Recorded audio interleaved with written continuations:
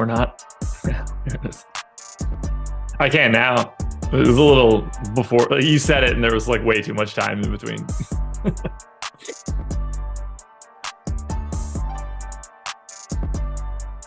And we are live. Welcome to the NBA Deeper Dive. It is Tuesday, December 6th. It's weird how I forget the date over and over and over again, but it doesn't matter. I am Josh Engleman. I am joined by Adam Scherer. We are brought to you by BetMGM. And while we have the same three-game slate that we had earlier, boy, oh boy, are they trying to make it a little bit different. The Miami Heat throwing a couple wrenches into the plans for today. We will do our best to break that down during this show. It might be a live before lock time before you actually know what the Miami Heat are up to. But either way, we're going to be here for 2 hours breaking everything down. Hit that like button if you're here. Subscribe to the channel. Hit the notification bell so you know when everything goes live. Adam, I thought we had like a relatively easy slate earlier today. We don't now. Yeah, it is now a mess. Still not a lot of value at the moment, but a lot of moving parts, particularly with Miami. Victor Oladipo expects to play. Kyle Lowry got the midday downgrade, so who knows? We also have Dallas that could have a messy rotation since at some point they're probably going to play Kemba. They say they're going to play Jaden Hardy. So, it got pretty messy during the day. Yeah, we're about to have a real interesting lead up to that 7:30 mark because we got two games starting at 7:30. So at 7 o'clock or somewhere around there, we're going to get starting lineups and just like probably a boatload of news in that 7 to 7:30 window. Hopefully everybody's just nice and like does it now, but I don't think that that's going to be the case. And then we did get some really important news that is big though. Aaron Judge no longer in the American League East, so good for the Orioles and their upcoming World Series runs. Congrats there. What did you think of the Trey Turner deal? That is such a long time for somebody with his skill set, but yeah, like I also get it with they're ready to win now, and apparently he took less money to go there too. Yeah, it's I don't baseball's weird. Contracts I are weird. got it wrong. Of course he did. He always gets it wrong. What'd you think of the Verlander deal? I already forgot where he went. Oh, the Mets. I was surprised it was multiple years. Same. DeGrom? A lot of money. Like it. It's the right amount of money. Like he should get all of the money. Yeah. They signed Andrew Heaney today also. So getting some pitching in Texas. Yeah. Yeah. I mean, when DeGrom's healthy, he's just nuking everybody. When I read the article about it, like you don't think about, I haven't thought about baseball stats in a while, and the way DeGrom's season went, like he wasn't always on my mind, but even just like the last time he was healthy too, I'm pulling it up now. That's why I'm looking over here. His strikeout to walk ratio is just preposterous. No, he's just insanely good. Like obviously 102 strikeouts to 8 walks last year. Yeah. I was obviously hoping he was going to end up in Baltimore. Didn't count on it, but now I'm just hoping on Carlos Rodon. And then the year before that, in 92 innings, 146 strikeouts, 11 walks. Yeah, just insanely good. And I'm with you, Jordan. I did not think that I was going to be able to get this conversation to progress. Really? Yeah, I thought you were just going to say F you to baseball and go right back to basketball. Dude, we've got a 3-game slate. I'm buying time. Over the past 3 seasons, he's thrown 224 total innings. 352 strikeouts in those 224 innings. 37 walks. Can you imagine if he was just like, it's not like the other seasons before that were bad, but like, can you imagine if those were just 3 healthy seasons and he threw 550 innings and had like 1,000 strikeouts? How old is he now? Like 34, 35? He is 34 and a half. 34 years, 5 months, 17 days. I mean, you basically just hit that range right on the nose. Yeah. Got that one right. I thought Kyle Gibson was like 30, so I was very surprised to find out he was 35 when he signed with Baltimore. I would have guessed that he was slightly old, but did we get terms on Judge yet? So apparently Hyman retracted it. Oh. Is it Hyman? I don't know. That's how I always pronounce it, but I don't know. I think it's Hyman. I'm pretty sure it's Hyman as well. So I guess you would say that report was busted. Yeah, so he said he appears headed to the Giants, and then 4 minutes later said, "They say they have not heard on Aaron Judge. My apologies." JK. Yeah. Alrighty. Well, I guess we got the requisite baseball talk out of the way. We'll see you guys in April before we do this nonsense again. Yeah, But Judge is not on a team, so definitely not being traded. yeah, I mean, you can't. He's just going to sign wherever he would like to sign. That's how that generally works. Seems like a really easy one to like not screw up. Yeah, especially if it's just like the Giants were like, yeah, no, that hasn't happened. You would think at some point before you tried to break the news, you would have heard from the Giants. Yeah, I don't know. It's just one of those things where like, is that news that needs to be broken?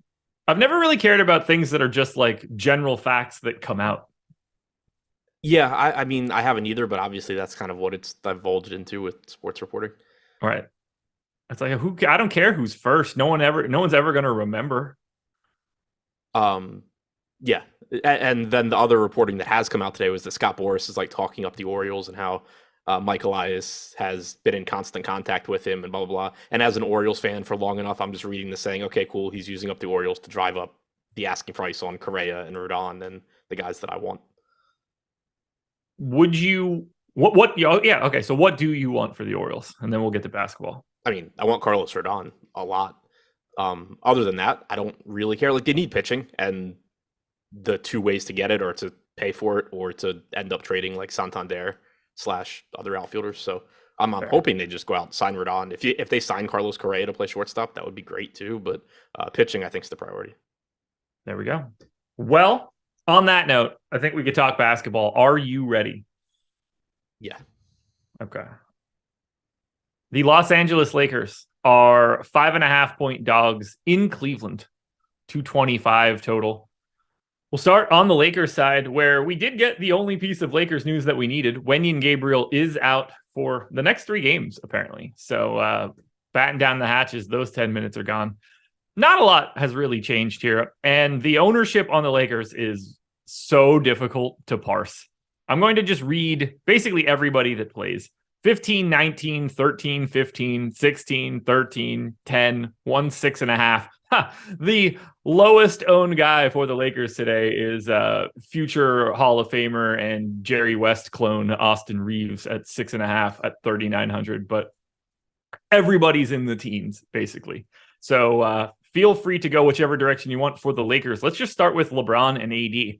If you're on DraftKings and you had to choose just one of them, because you're probably not playing them together, do you have a preference between the two?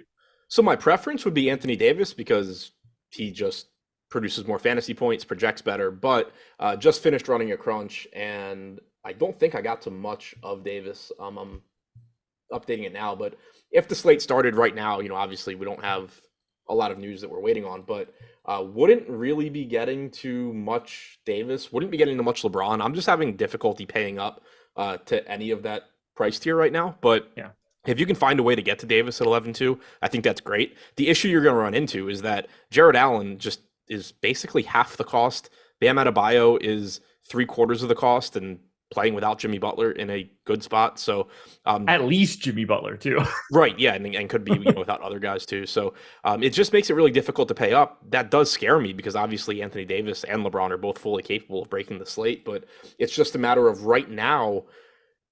I was saying to you before the show, even just like crunching my top projected lineups right now, it's mixing in guys like Haywood Highsmith or Josh Green. And those are guys I really don't want that much of. And that's still without me getting to those true pay up options. So to get to them, I assume you have to kind of be getting to like both of those guys or, other versions of them.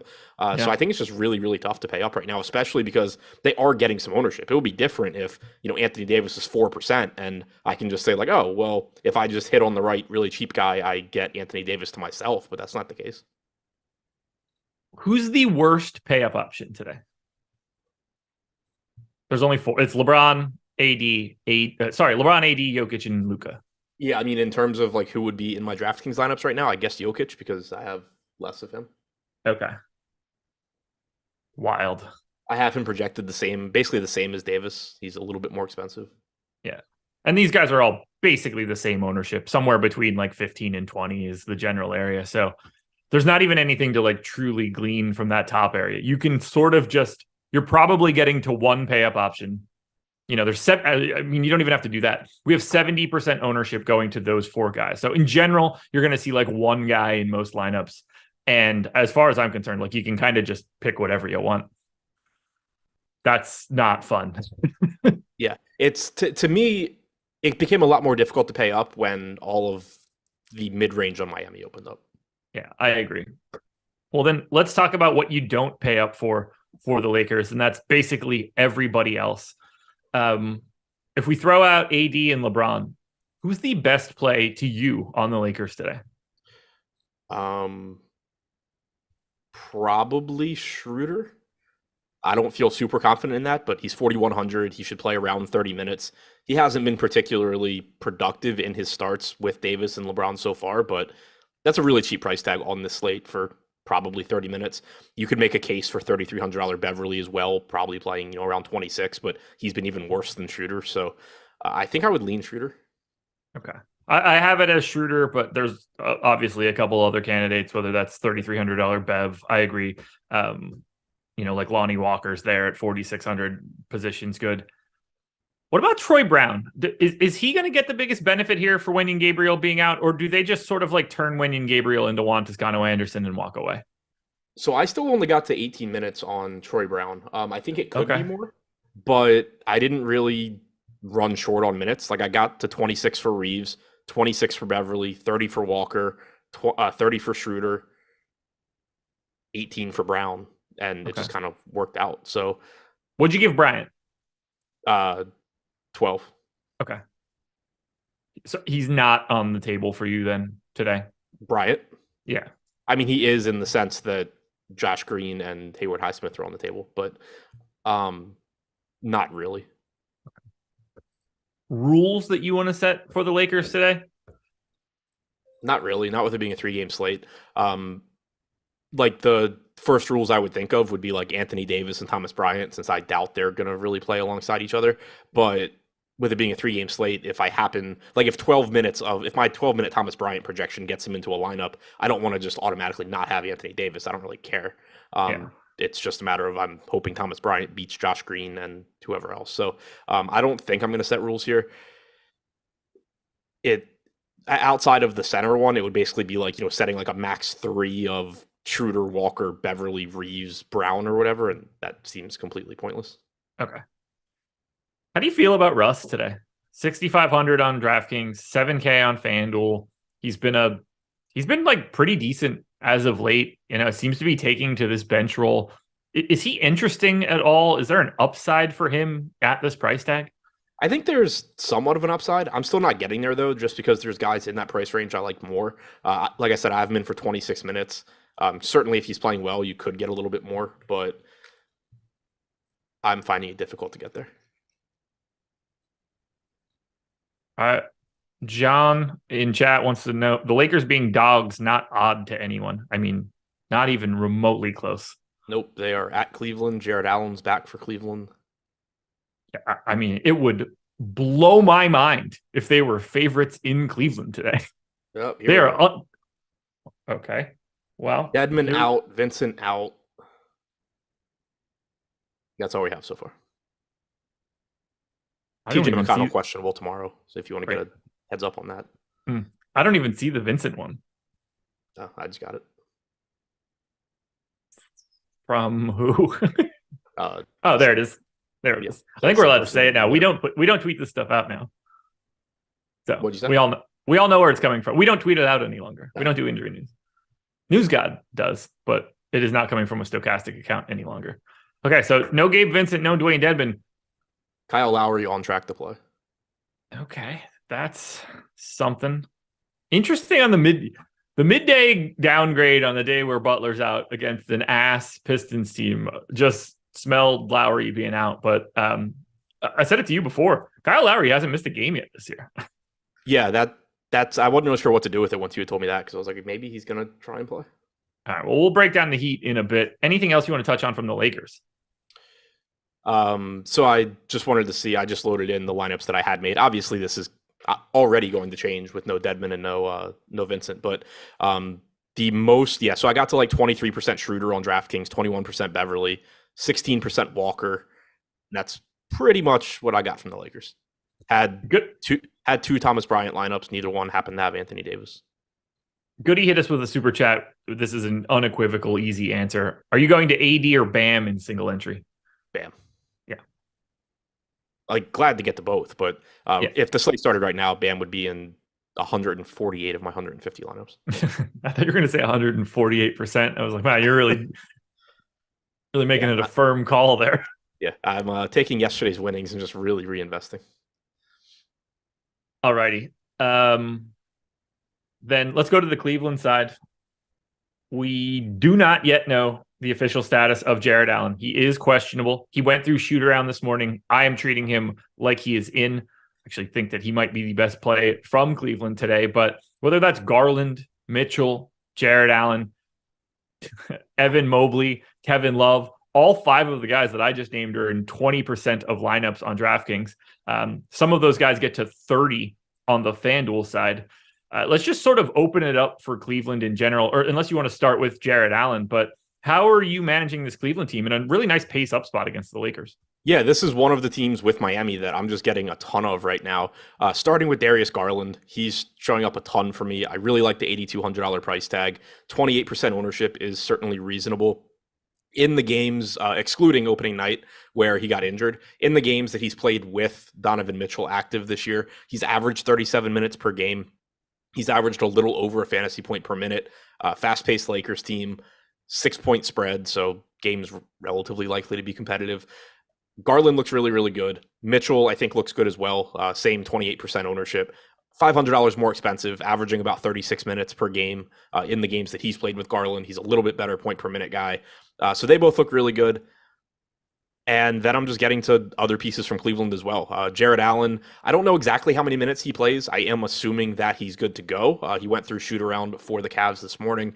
Haven't seen anything on his playing time. I have him in for 30 minutes right now. He's averaged 32 minutes per game overall for the season. He's averaged 33 and a half in the games he's played with Kevin Love active, which makes me think I don't remember. I think he was just probably limited for a couple of games because it doesn't make sense that he'd be playing more minutes with Love than normal. But 30 minutes, I feel pretty good about that. Certainly could be a little bit more. But even in 30 minutes, he's showing up in like all of my highest projected lineups. And then even factoring in ownership, he's showing up in like 25% of my tournament lineups. So I think the ownership he's getting is very reasonable. I'm getting to Kevin Love. He's 5,100, getting 24% ownership. I'm at 25%. Evan Mobley's probably the most difficult guy to get to out of the main pieces from the Cavs, but even he's showing up in 20% of my lineups. He doesn't produce at the same rates when he's playing with Jared Allen on the floor. You do see the rebounding rate come down for Evan Mobley, but at the same time, he's averaged 35 minutes per game in the games where Love and Allen have been in. And so he still looks reasonable here at 7,600. I'm just looking at my exposure on the crunch that I ran before this started. Obviously, the Miami news will make some changes, but getting pretty heavily to Mitchell, to Garland, to Allen. I'm getting to Kevin Love. I don't like getting to Kevin Love, even though he is 4,900 and gets the power forward center. I just feel like that right tail isn't the same, especially if Allen is back. I just don't know how many minutes he can play, but at the same time, Kevin Love can just hang 38 here, and it's not going to make much of a difference. He's also averaging 21 and a half per game in the games he's played with Allen. I gave him 21. He's showing up in 25% of my lineups. Yeah, I gave him 22. I don't like that kind of play. Right, because you could easily just get 16 minutes. Yeah. And even if you just get 22, like it's a 3-game slate. So, getting those fantasy point per minute guys in there are fine. And there's just so much slop everywhere else. But I don't know. It's one of those things where I'm going to have it, but I'm not going to be happy about it. I am actually going to take a minute off him. When I had looked earlier, I looked at the games where Allen's in. With both Mobley and Allen, he's at 20 minutes instead of 21 and a half. Okay. Maybe I'll take a minute off of him here so we can just guarantee that he goes off. Yeah.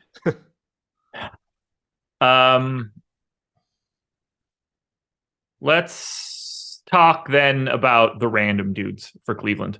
Lamar Stevens, Karis LeVert, Chetty Osman. I guess Isaac Okoro is in this conversation, but I think he's the one that just falls by the wayside here. Who do you like the most of the also rans? I'm getting similar amounts of Stevens and LeVert, which is more than I'm getting of the other two.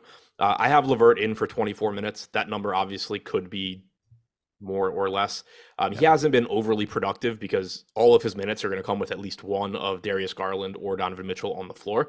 But he's only 4,500. It is still a fast-paced Lakers team. He's not getting a lot of ownership, only coming in at about 8%. So if that holds, I'm getting about double that. And then Lamar Stevens, I have in for 26 minutes.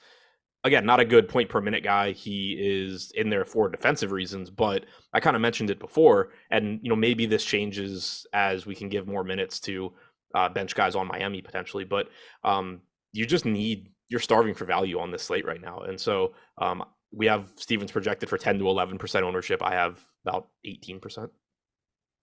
How many minutes did you say you had LeVert at? I know you said it, but I didn't. 24. Okay. Yeah, I put him in for 25 right now. I mean, that price is interesting at 4,500, given the positional eligibility for him. What do we do with Chetty? To me, he's like the weirdest guy to get to because they seem to like him recently, but I just don't know if that's a function of guys being out or not. Yeah, I'm kind of surprised he's not showing up in lineups for me because I went ahead and gave him 20. I had him at 21. Now I have him at 22 minutes. Okay. I thought that I would get him in at least some lineups since he's not pulling any ownership. Right now, I'm not. Maybe that changes between now and lock, but I think that he's comparable to LeVert in that there's going to be some games where Chetty just gets more minutes, LeVert gets less. I do think that the minutes become a lot riskier, assuming that Jared Allen's back. Yeah. I don't have a great feel for Chetty at this point. Okoro, I don't think we have to talk about. He's just too shitty to matter, even though he is 3,200 minutes. Yeah, but even if he falls into 22 minutes, we're talking about a basically half fantasy point per minute guy. It takes a lot for him to even look functional. Right. Any rules for the Cleveland side with regards to Stevens, LeVert, and Chetty? Max 2? Max 2, probably. Yeah. Are you good with playing Allen and Love together?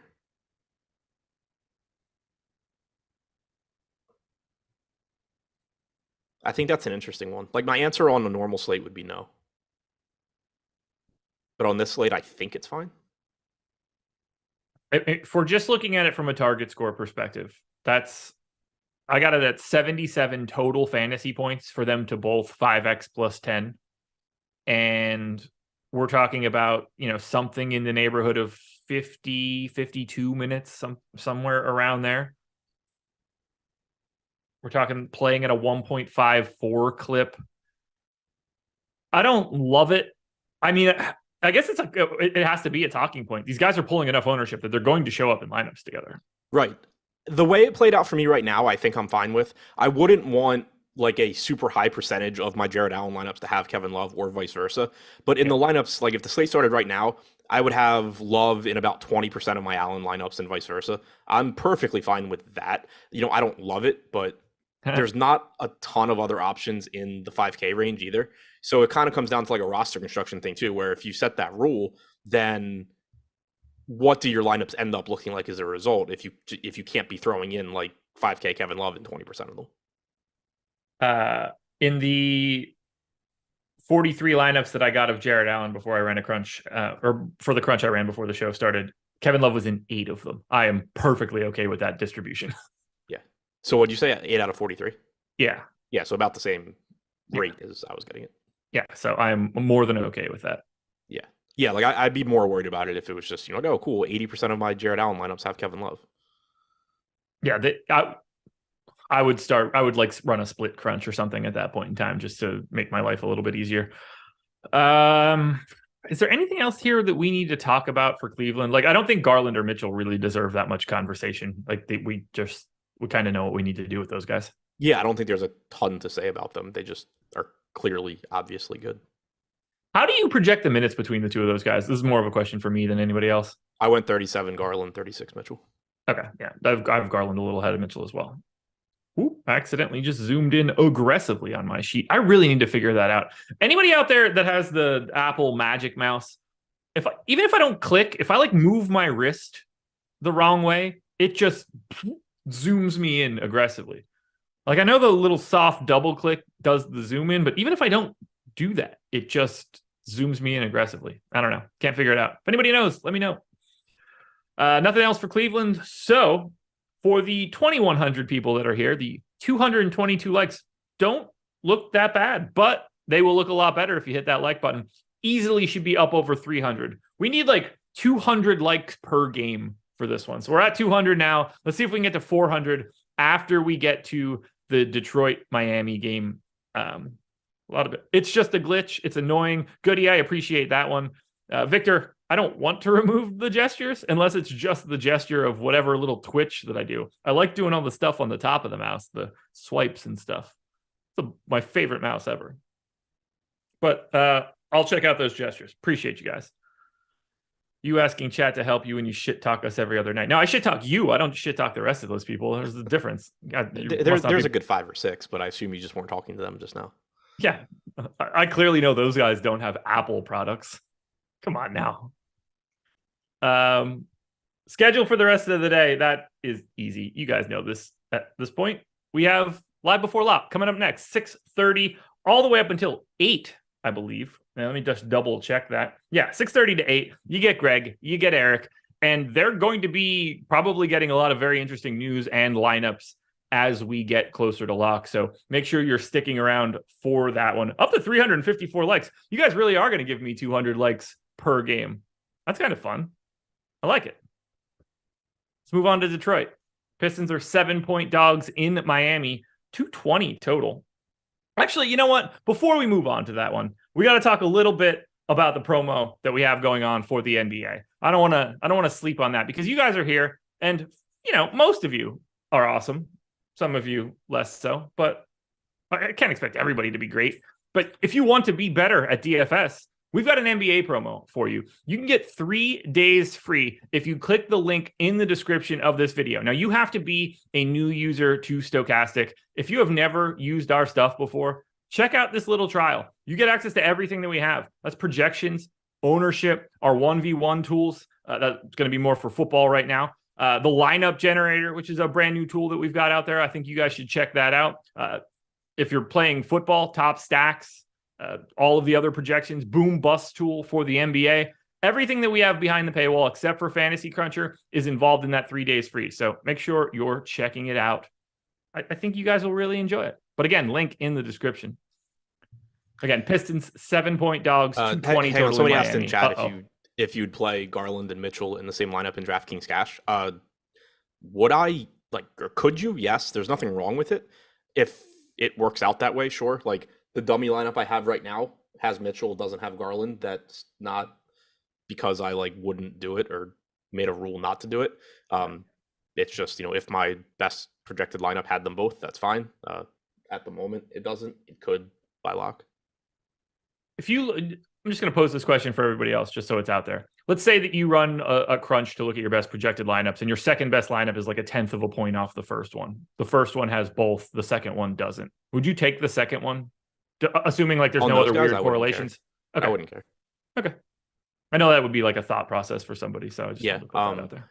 No, because I think it kind of just I get the idea is if they both go nuts, maybe the game blows out. But one, I think that gets overstated because there's a lot of times that the game just ends up being higher scoring than projected. So they both benefit. And then also, you're talking cash. So you're not necessarily talking about trying to get, a top 1 percentile outcome from both guys. You're sort of adding to your floor just by having the 2 primary scorers on the Cavs in a good spot. So I don't think it matters at all. And then also the caveat here that I don't play NBA cash because it is pointless. There you go. So for the Pistons, nothing too crazy to talk about here. Nothing has really changed for these guys. There's not really a ton of ownership coming in, but the guys that are getting it are getting it. Like Bojan, for example, on FanDuel is 29% owned. Jaden Ivey's 18. Isaiah Stewart's 21. Those 3 guys are also in double digits on DraftKings, but Bojan's price isn't as good, so he only creeps up to 11. After that, it's a lot of single-digit guys. On paper, I hate the way that the Pistons look, but they're also going to be at least a little bit more interesting than they were earlier because this game is just slightly more likely to stay competitive. How are you shaking out the Pistons? I don't have a great feel for any of this. Neither do I. Right now, the only guy that I'm really getting to is Bojan. I got 20% on DraftKings. We have him projected for 11%. Certainly happy to be over the field there, just given the increased usage he gets without Cade Cunningham. But it is still a difficult matchup. And I'm not upset about getting to Stewart or Ivy, but they are getting enough ownership where right now, at least, I'm just sort of turning them into other similarly owned guys that look better. Namely the guys from the Cavs or from the Heat. But obviously they are good enough options. Stewart's averaged 26 minutes per game in the games he's played with Bagley. Ivy's averaging 32 minutes per game in the games that he's played without Cade Cunningham.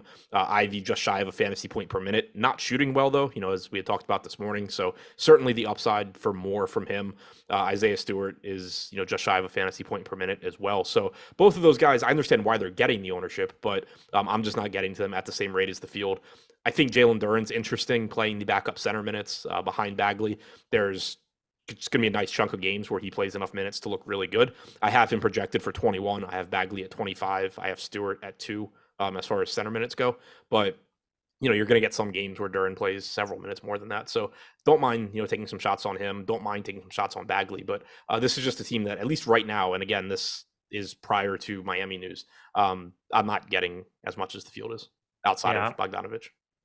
Yeah, I'm getting to Boyan, I'm getting to Ivy, and I'm getting to Stewart, just like the field. Killian Hayes is 7,400 on FanDuel. Like, that's just not going to happen.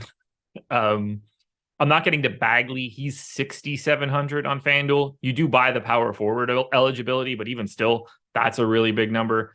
Sadiq Bey is 5,900, so he's way more expensive on FanDuel than he is on DraftKings. Jalen Duren is 4,800 on FanDuel, not the $3,500 price tag we see on DraftKings. We still have 10% ownership going to Alec Burks at 5,200 on FanDuel. I'm going to run away from that as well. So I find the Pistons to be basically not on this slate on FanDuel outside of Boyan, Stewart, and Ivy. What about, if you needed to go to one of these single-digit owned guys, is that Duren for you at 3,500? Yeah, he's in 10% of my lineups, so technically I guess I'm over on him. But and one thing that makes the Pistons less appealing for me as well is the recent rotations they've been running, where they've started just running straight backups pretty much. They did it across the board last game. The game before that, it wasn't perfect, but it was pretty close. And when that happens, a lot of times it just ends up taking away your true upside. Thinking about it in terms of the backcourt with Killian Hayes, with Corey Joseph, with Alec Burks, and with Jaden Ivey, if you're just getting mixing and matching rotations there, it becomes easier for Killian Hayes, if he's playing well, to just go play 36 minutes. But if they're only going to play Alec Burks when Killian Hayes isn't on the floor, it's really unlikely that Alec Burks only plays 12 minutes in a game. So you sort of run into this issue where it's tough for Killian Hayes to find more minutes unless they switch the rotation up. Whereas if it was just okay, well, we can give Burks 18 minutes still and just cut minutes from Corey Joseph and give them to Killian Hayes, then it kind of just becomes easier. There's more flexibility there. But the rotations we've been seeing is Burks behind Hayes, Joseph behind Ivy, Knox behind Boyan. Yeah, behind Boyan. Bey behind Stewart, basically. Bey got some extra minutes, but and then Duren behind Bagley. But again, Bey got those extra minutes because they gave Stewart more center minutes than usual. So it's just become a little bit more difficult for those guys to find those extra minutes too. And then to answer the question in chat about why I said NBA cash was pointless, should clarify that it's probably not nearly as pointless if you know what you're doing and can play below $5. I can't play below $5, so my options are basically just to play against other very good players that, it's NBA, so it's super projectable. We're going to have the same lineup or one or two people different every single slate, and the only person making money is DraftKings. Yeah. If you could play head-to-heads for no rake, then things could get interesting again. Right. But and if you can still take advantage, if you know what you're doing in cash and you can play at levels and just get volume in at levels where professional players can't play, then I'm sure there's still money to be made. But have to be. I can't, so I don't. Did you go to 96 minutes on the 4 guards? Yes. Okay. Yeah, I went 32 Ivy, 16 Joseph, 30 Hayes, 18 Burks. Okay. Is there anything else? We did get a super chat from Josh of Los Angeles. I think we kind of hit on it. Is Jalen Duren worth a flyer in a large field? Yeah. Agreed. I did go ahead and set the rule that I couldn't have him and Bagley together. Makes sense. No issues there. Right. Luckily on FanDuel, they make it real easy to not set that rule. I might not get Bagley and Duren in a lineup, let alone together. Yeah. You ready to do this? No. Some of this is going to be hypothetical. Like, we're not going to dig into this in the way that we normally would because we just can't. But for the Miami Heat, let's just hit on, I guess, what we know as of right now. So let me hit the refresh button because this Miami Heat injury report is a kaleidoscope. Kyle Lowry that cannot be right. Did it change again? Right. Is this just like a Basketball Monster changed the designation on Kyle Lowry to probable, which I don't appreciate. Well, he said he was going to play. Right, but his injury designation is questionable. Sure. I want that to be a Q regardless. It seems like Kyle Lowry is going to play. Seems like Tyler Hero is going to play. Max Strus should play. Evidently, Victor Oladipo is going to play today. Haywood Highsmith and Duncan Robinson should both be in. Jimmy Butler is out. Gabe Vincent is out. Dwayne Dedman is out. Yurtseven has been out. Drew Smith is not on the injury report. Good to know. And evidently, Jamal Cain is with the G League. So 1, 2, 3, Jovic 4, is 5, also 6. not on the injury report. Oh, yeah. He just didn't have a designation. One of the few guys on the team that is just like a normal person today. I didn't mention Caleb Martin, Bam, and Jovic because those guys just didn't have anything next to their names. Yeah, I specifically mentioned Jovic just because somebody had asked if he was with the team. Okay, so let's just start with Bam. I don't really think that Dedman being out is a huge issue. He's been playing 36, 37 minutes a game already. I think that just sort of continues. Do you care at all about Dedman's status for Bam? I mean, Dedman is out. Right. Do you care that he is out? Oh, sort because of. Bam's minutes are sort of already at like 36 or 37. Right, exactly. Anyway. Like he already averages 35 minutes. If you want to make it 36, sure. Like he can obviously play more, but yeah, I don't think it makes a big difference here. He was going to play a lot regardless.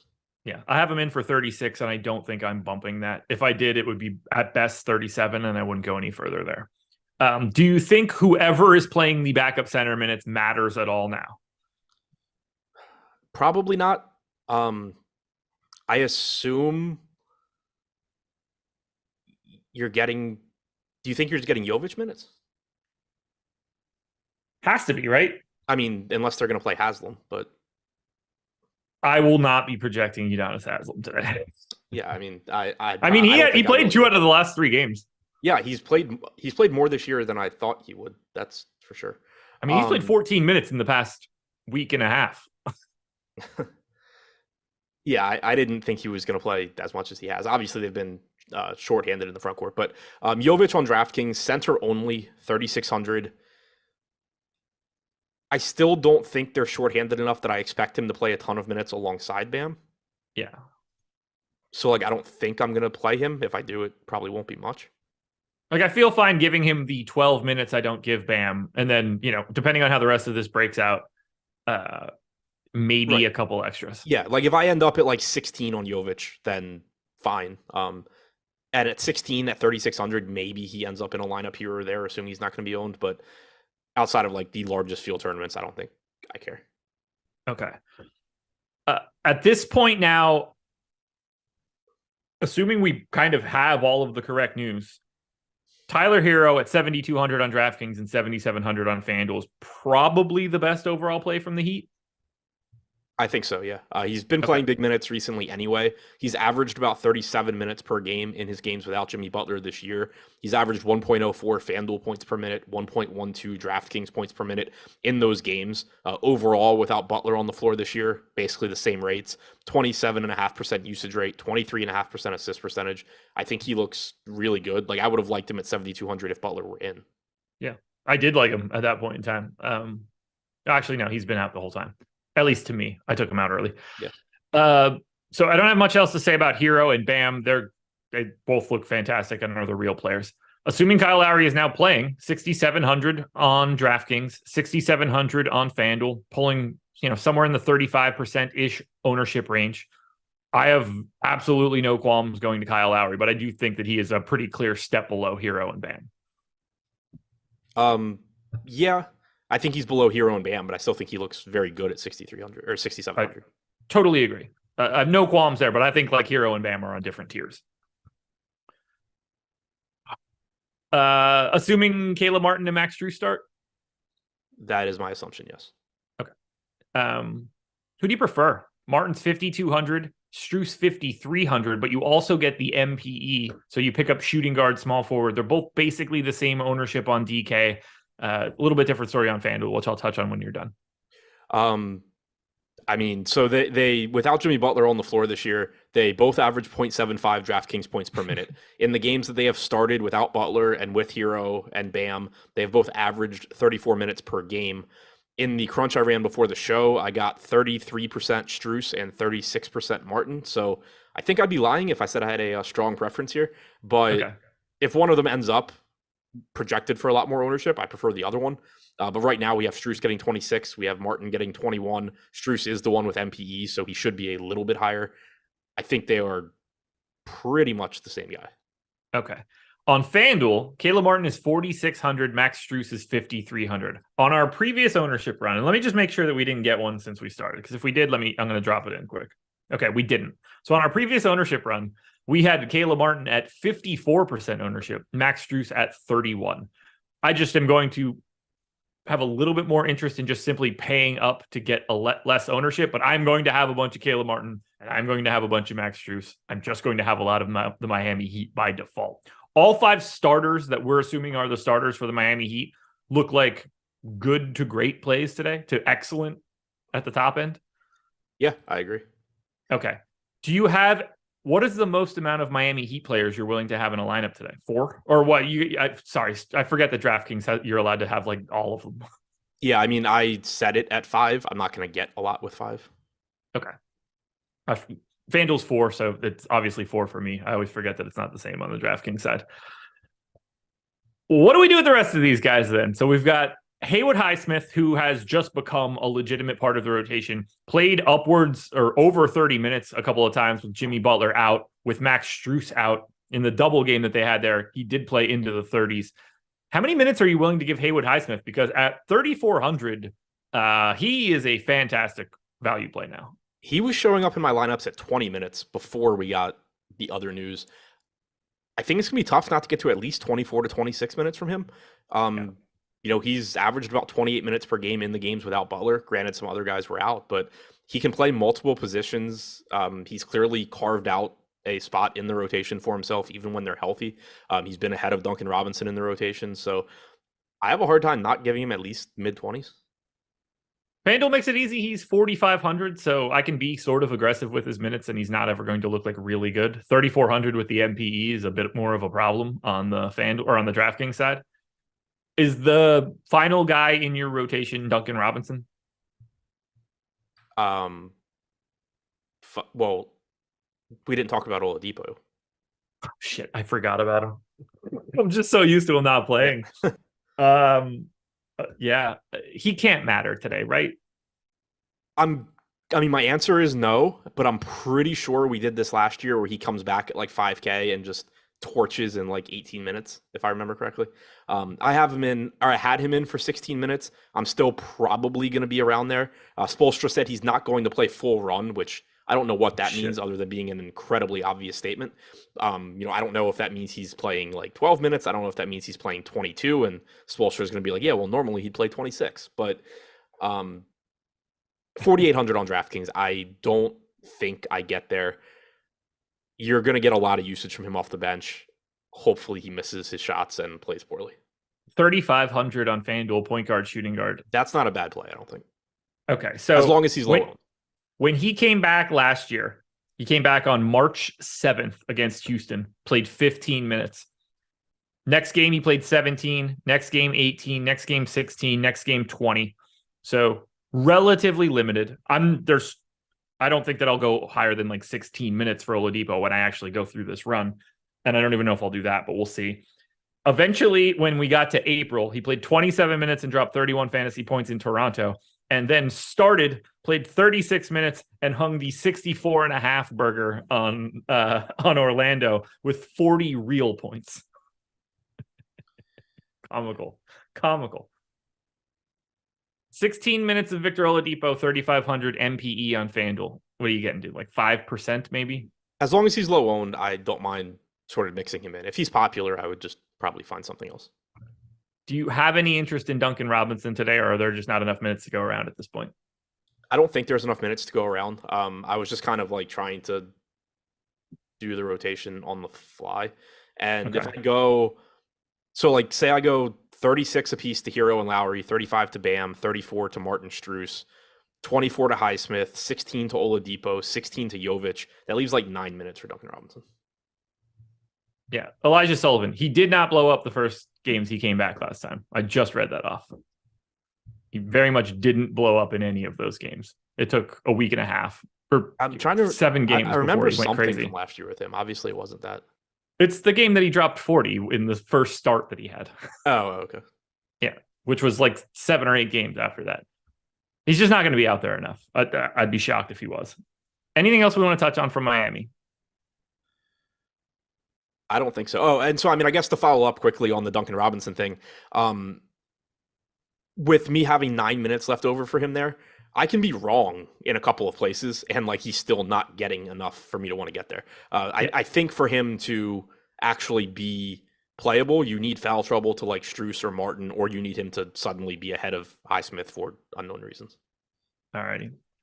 BetMGM is the sponsor. They're really happy that you guys got to 480 likes, which means we should have no problem getting to 600 by the time this final game is over.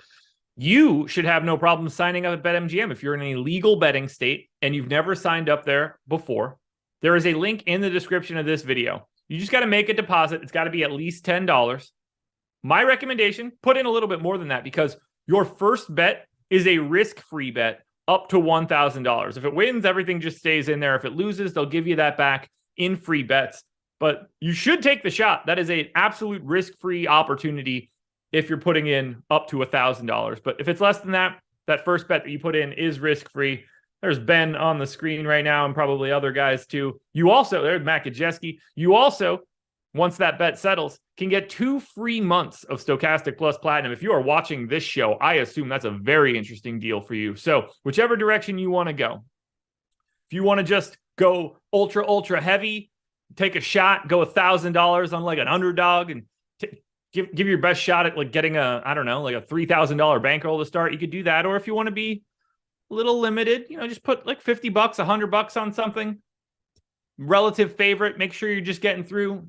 Get yourself a little like $200 bankroll. Either way, whatever you're doing for that first bet is going to be up to a $1,000 risk-free bet. But you should also want 2 free months of Stokastic Plus Platinum. That covers absolutely everything that we have. Go check it out, everybody. Closing it out. Late night hammer, 10 o'clock tip-off. Dallas Mavericks. Jared Allen will play. Garland, Mitchell, Stevens, Mobley, Allen starting lineup, by the way. Yeah. Also just got some hockey news for anybody doing that today. Great. Dallas Mavs are 5-point dogs just said it in so Denver. I don't forget after the show. 223 total in this one. On the Dallas side, not really a lot to talk about. Everybody that's normally in is in. They don't really do anything weird. They haven't really had a ton of injuries lately. So other than 50% own Tim Hardaway on DraftKings, what do you want to do here with Dallas? Not a ton outside of those guys. We talked about Hardaway this morning. We still haven't projected at 50% ownership right now. I assume that comes down a little bit now that we have some semblance of value. We actually just got a new ownership update. 51%. So didn't move. Actually went up a little bit. So 4,400 for Hardaway, I think makes sense. Like he's likely to give you 29 to 30 minutes. He's been productive in his starts this year. Overall this year, though, with Doncic on the floor, he's averaged about 0.8 DraftKings points per minute. So he projects well at 4,400. I do think the ownership's a little bit aggressive there. In the crunch I did before the show, I got to around 25%, so around half the field on him. He is a good play. I just don't think he's a 50% good play. Still kind of think the ownership ends up coming down a little bit between now and lock. Okay. How are you handling Luka? 13K on DraftKings, 11.8 on FanDuel. Are you just attaching Luka Doncic to Haywood Highsmith? I was going to say, so I got like 4% before the show. Now you do have Highsmith. You do have some other pieces that you can, gamble on that are cheap as well. So it should be easier now to get those pay up guys. But the issue is that you still have that very strong mid range where you have all of the Miami guys that are playing without Jimmy Butler. You have the Cavs guys that are just underpriced, Mitchell and Garland in particular.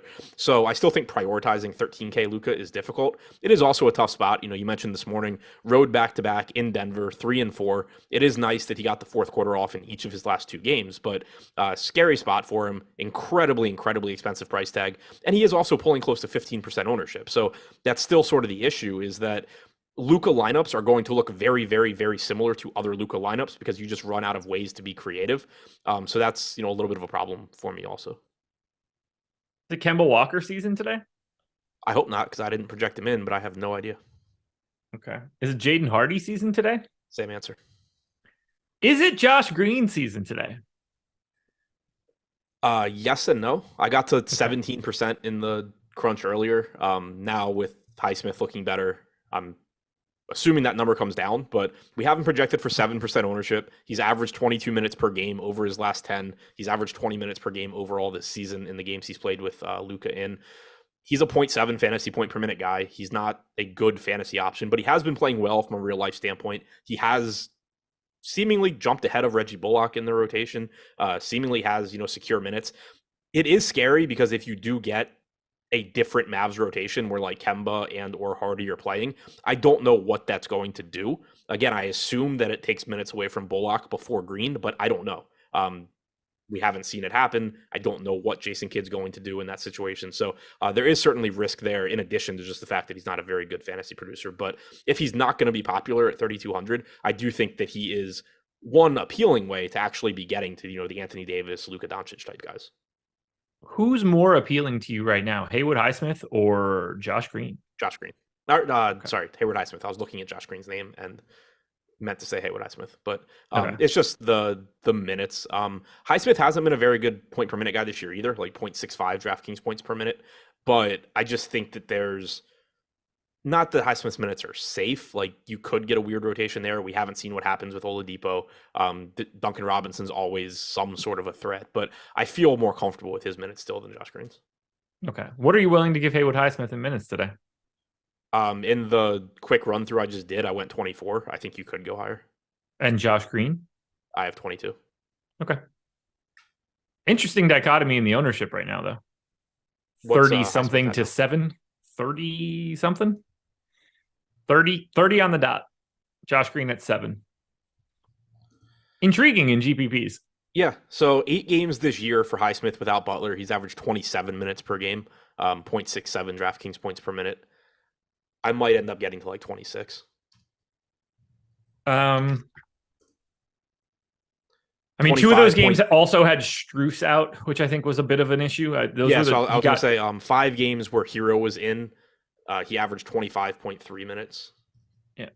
One of the games he played 42. There was no Bam, Butler, or Hero. Yeah. I mean, if you go, then it gets tough. So like there's been 3 games where Hero and Strus are in and Butler was out. He's averaged 18.5 minutes, but he wasn't a normal rotation guy like for a lot of the season. So I'll probably stay around 24. I didn't mind the way that worked out when I did it a second ago. Yeah, I'm going to go to 24 on Highsmith, I believe. And then I've had Josh Green in for 23 since this morning, so I don't really anticipate changing there. Ownership's just interesting between the two. I think, you probably want to get to both of them, honestly. Yeah, somebody said Kidd had some bullish comments about Green. I just also don't totally trust Kidd because, one, I'm still scarred from years ago when he coached. But also, I mean, this is the same guy that just keeps saying, like, yeah, we're going to get Jaden Hardy minutes. Like, he's not the one that makes those decisions. And then, you have Kemba. So, like, I think Green is locked into a solid rotation role here, but it's not guaranteed. Okay. And then Freshka hit us with a super chat earlier. Number of Cavs and Heat you're okay with in one lineup? 8, I guess, right? All of them. Yeah. I mean, the answer is 8, right? Or 7 for you, right? Well, it has to be 3 games. It's DraftKings is 6 max. Well, yeah, but that's 2 separate teams. Oh, I thought you said Heat. Cavs and Heat. Oh, Cavs and Heat. I was thinking about that like added together, not like Cavs. How many Cavs? How many Heat? Right. Okay. The answer on a 3-game slate is I don't really care. I'm Yeah. just letting it rip at 5. It's not going to be 5 in most lineups. Okay. But yeah. Oh, he's setting cash though. No, just on DraftKings in general. Oh, just on DraftKings. Then yeah, I'll say in cash, I really don't care. Yeah. My filler arc wants to know if we prefer Davies or Jokic last man in. I guess Davis. Yeah. I have them projected about the same though. That's just I'll throw a dart at the dartboard. I'm never going to be mad about either one of them I get. We got to close out Denver now. I got a couple minutes yet before we turn this one over to live before lock. Running a little long, but we have plenty of time. We can take a couple minutes from the boys. Hit that like button though. We're almost at that 600 mark. Only thing that we're waiting on for Denver, sort of, two things. We have KCP is questionable, and then we have Jeff Green questionable as well. Assuming everybody is in, I have mild interest in the main 4 guys from the starting lineup: Bruce Brown, Jokic, Murray, Gordon. I think they all look relatively similar. I'm not a huge fan of KCP, but the 4K price tag works. Probably don't have a ton of interest in the Denver bench, but there are a couple prices and guys that you can talk about. What stands out to you for Denver? And what do you want to do if KCP is out? So Aaron Gordon's been the guy from Denver that keeps showing up in my lineups so far. And I think that's in part just because the center position or the forward positions rather, have not been very good. Now they do look a bit better. You add the Highsmith value, you add Strus and Martin looking a little bit better. But Aaron Gordon, like even giving him 30 minutes, he's looked pretty good, and he certainly could play more. He played 37 minutes last game in a condensed rotation. Jeff Green being back did make me sort of just drop those minutes back down. Also, we've just seen, pretty inconsistent playing time from Gordon anyway. But he's been pretty easy to get to. In that crunch before the show, I was getting DeAndre Jordan at 3,100 just as a cheap way to be different. Certainly hope that goes away. Don't really want a lot of DeAndre Jordan, but if I get to a little bit, that's fine. KCP, like you said, if he's in at 4K, looks like a reasonable value option. Bruce Brown looks okay. Should play 34 minutes or so. No issues with Jamal Murray. But yeah, Gordon's the guy that I'm getting to the most, or at least was before the show.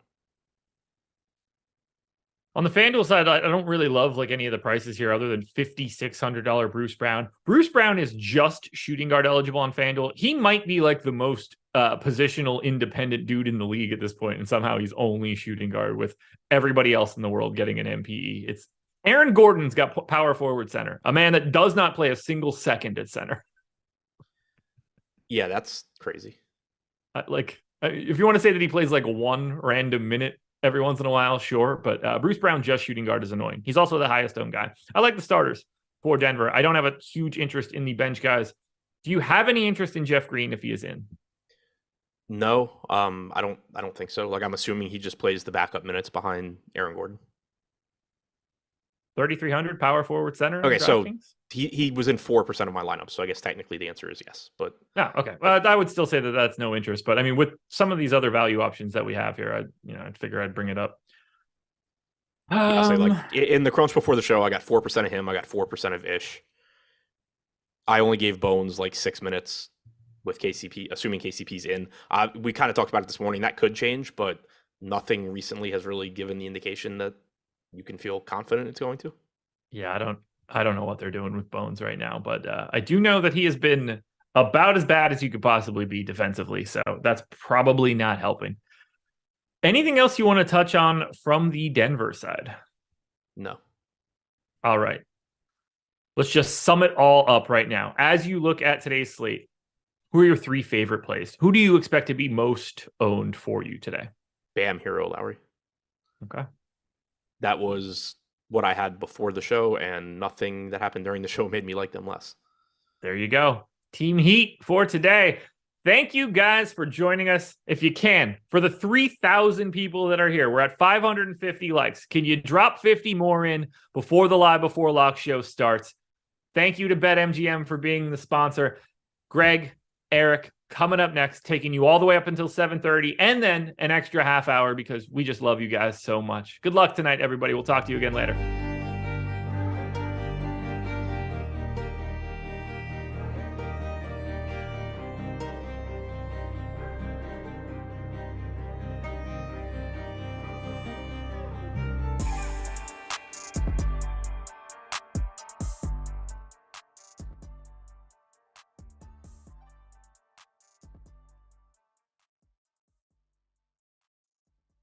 Oh, it's that time of week again. We're inducting you fine friends into the Stokastic Hall of Fame, giving out some free months of Stokastic Plus Platinum. And all you got to do to get it is download the Stokastic profile picture at stokastic.com/avatar. Tweet your wins at Stokastic, HOF. It's Stokastic Hall of Fame on Twitter, and win a free month of Stokastic Plus Platinum. $120 value when you finish top 3 in a field of 5,000 or more.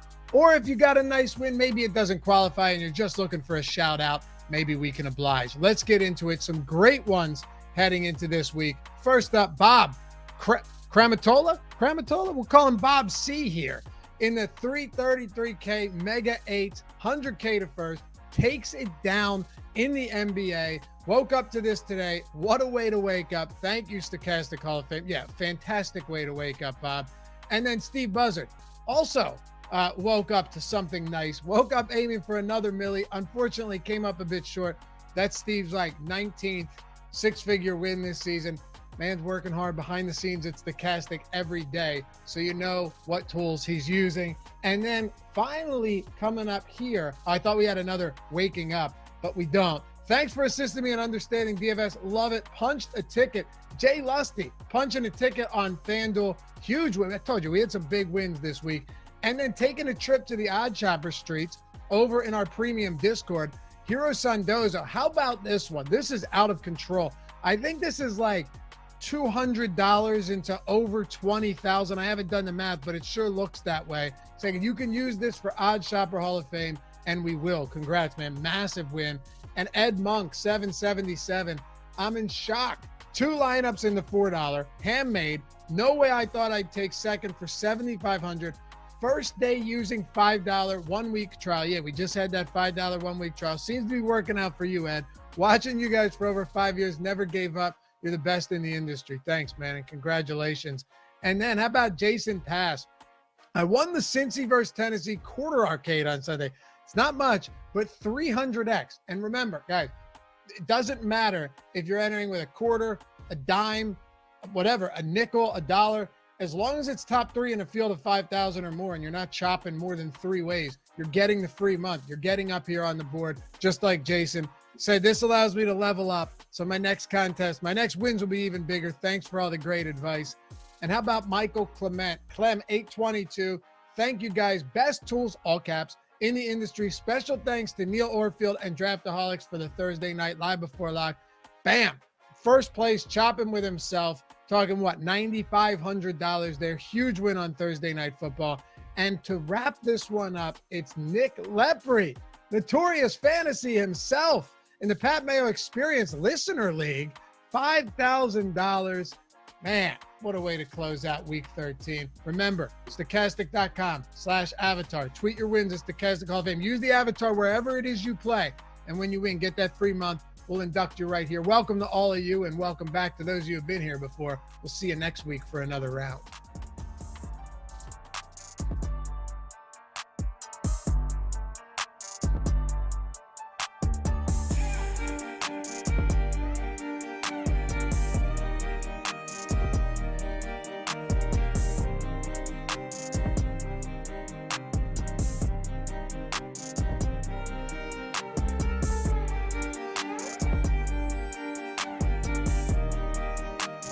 What is happening, everybody? Welcome to another Stokastic NBA Live Before Lock show. Today, we are sponsored by BetMGM. I'm joined by my good friend, Eric Lindquist. He's a fan of many of you. Everybody loves him on Twitter. As you guys come in, like the video, subscribe to the YouTube channel. Eric, how are you doing today, and have you blocked anybody yet?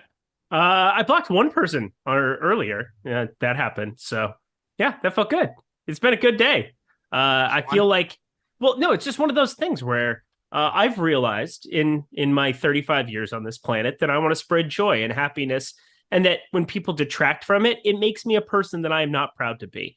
And so what I have to do is I have to take accountability of my part in this, which is sometimes saying stupid things, sometimes not letting people get by with much, sometimes just not truly being entirely in tune with what I need to be in tune of, which is understanding what other people have, and their problems are not always going to be something to do with me. So I've truly tried to take a step back today, breathe, smell the roses, hashtag drop roses. And I've tried to get myself going in a forward progress. Shout out Sean V in the chat. He's back. So I made Eric bring Sean V back. We went through it myself, Jordan, Eric. We had to go through because to ban somebody in YouTube and get them banned, it is incredibly tedious because we have a fairly sized YouTube channel with a lot of people in it. And in order to ban somebody, it just gets thrown into basically a pile of hundreds and hundreds and thousands of other YouTube names. And then you have to go through all of them just to unblock them because they're in no particular order. It's not in the order you ban them. It's not in alphabetical order. It's just a random order. So I made Eric find Sean V, which he passed on to Jordan Klein, who kindly went in. And but we kind of all did it together. It was one of those things where I was like, you know what? It's the holidays. It's the holidays. I need to give a gift, not to Josh, not to me, not to you, not to anybody else, but to chat. We wanted Sean V to be back, a part of the ecosystem. I still have him blocked on Twitter. That's not going to change. But welcome back to the YouTube street, Sean V. He's back on YouTube, and we've got a show to do here as well. We're going to talk about NBA. Only a 3-game slate. We do have some news. We'll hit on that. Also, a super chat already. And if anybody's in the Discord channel, one of the perks of being a Stokastic Plus Platinum member, you guys know the deal. At me, and we'll be answering those questions throughout the show. And today, I do think that we're going to have the time to get to everybody's questions, with there only being a 3-game slate. But the first question we have here is from the Claw28, a super chat. He wants to know Schroeder or Hardaway on DK for just more points, and Haywood, Highsmith, Diallo, or Josh Green. All right, first, Schroeder or Hardaway. Between the two of them, who do I have projected for more fantasy points? I'm pretty sure that's Hardaway. Yeah, definitely is. Let me double check. I don't even have to look, but I know it's going to be Hardaway. It is Hardaway for me by 4 fantasy points. 6 for me. The other part of his question was Haywood Highsmith, Hamidou Diallo, or Josh Green for the most fantasy points. Hamadou. And then let's go. I was having this chat a little bit in the in-between shows before you kicked Josh and Adam out because you're business. Oh, because we have a show to do. I know. Josh Green, I think, is a guy that I think I'm just getting to. I'm trying to make somebody work from this Dallas-Denver game just to have some kind of cheap exposure that isn't just Haywood Highsmith, that isn't, just getting to a ton of him, because he's going to end up really, really popular. I'm just throwing that out there. We have him up to 30%. I was considering Dwight Powell. I was considering Josh Green. I think Josh Green, just from a minutes perspective, you look at it, he's at what? We got him projected right around 18 minutes. He's small forward eligible. That's interesting. 3,200, I think, when trying to pay for Luka, pay the full freight for Luka and Nikola Jokic in that late night game, I think he makes some sense. I have Highsmith projected for the most fantasy points of those guys. Same. And but he didn't ask like which one we prefer. He just asked who we're projecting for the most fantasy points. Oh, got it. Yeah, then it's Haywood Highsmith for sure. It's Highsmith for me. He is popular. I'm underweight to the field on him because I do think he's a little bit too popular. But of those guys, I definitely think if you're just building a cash lineup and you're trying to figure out which guy to fit in last, it's Highsmith. I think that he is the best projected of those guys. I'm going to pull up the Discord chat to see what questions we have coming in. But first, I just wanted to ask you about some of the news items that we got right before we started the show. The number one that's most important for my lineup's Jared Allen. He's playing. Yep. He's starting today. He's pretty cheap, particularly on DraftKings. Are you expecting any kind of really heavy restriction on Jared Allen? Because if he's playing full minutes, he's one of the best plays on the slate. I agree. 6,300. I'm going to at least take the shot on him playing full minutes at 30% ownership, because that would be far, far, far too low. Think about, this is something you've brought up a lot, so I don't want to act like this is something that I do on shows. You think about what his price tags have been, like historical pricing over the course of the last couple of years. We're talking low 8s, high 7s, pretty much all of last season. And that was alongside Mobley. It was alongside, obviously now you have Donovan Mitchell instead of Colin Sexton, but it's still just a spot at 6,300 where he is drastically underpriced compared to what his historical pricing is. And maybe he gets a tiny downward tick in those minutes, but even still, 6,300 is about 1,500 away from the price tag that we're normally used to paying for Jared Allen. So against the Lakers that play third in pace in the NBA this season, Anthony Davis has been playing out of his damn mind. This will be the best defensive matchup that he's had to face, or the worst defensive matchup for him, I suppose, that he's had to face in this run where he's just gone like it's been biblical. He's been like the parting of the season, Moses going across and doing the thing. Anthony Davis has been a god basically, and Jared Allen, I'm excited to watch this game from a real basketball perspective, and part of that is that defensive matchup with Jared Allen. Are there any more religious figures you'd like to compare? No, I was trying to think of where I wanted to go with that one, and then I just kind of fell off the wagon. It's Jordan Klein's like, yeah, Eric's like, he's like Abraham if he was circumcised. Like, all right, we get it, Eric. Wow. A lot of people really think that he's he's a I'm going to Cain figure. and Abel the end of this one, you and me. So Jared Allen, here's something else. He doesn't typically play a ton of minutes, right? No. He plays 32 minutes per game. And what is the minutes restriction really going to look like, even if he has one? 30, 28? I think there's probably going to be a light one. I don't think we're going to see him play 36 minutes or anything like that. But considering he's a guy that typically isn't playing a crazy heavy amount of minutes, if you're taking a few minutes away from him, I don't really think it's the end of the world if he's at 30, because it's not all that much less than he normally plays. So I do really like getting to Jared Allen. He's one of my favorite tournament plays on the slate. I really, really like that. I think yeah, from the Cleveland side, I mean, he's my favorite play to get to on today's slate. From Cleveland, let me go. Like, there isn't a single Cav I'm getting to more than him. Yeah, so my Cavs exposure, I do have the most of him. I have some of Mitchell, I have some of Garland. I am getting a good amount of Cavs exposure overall, but Jared Allen's my favorite for sure. I don't have a crazy amount of interest in the rest of the Cavs outside of, it seems like the field's already there on Darius Garland. That makes sense. Kevin Love is a volatile piece. Obviously gets to face his old buddy LeBron here in this spot. And Donovan Mitchell, not my preferred pay up. 8,700, it's fine, but Karis LeVert, 4,500. We're going to continue, even in limited minutes for Karis LeVert. While he might not be all that interesting, it's definitely going to take a little bit off the top for one Donovan Mitchell if they share the floor together a little bit. So I'm not really in love with anything else from the Cleveland side besides Jared Allen. And then just because it got thrown into the YouTube chat, I see Malukar posted about it. And I think this is an important thing to talk about for this slate. Is, to me, the player that Jared Allen hurts the most is Evan Mobley. Mobley was incredibly good while Jared Allen was out, and he's kind of sucked this year from a fantasy perspective. It's so many mouths to feed. Now that you got Donovan Mitchell in the picture this year.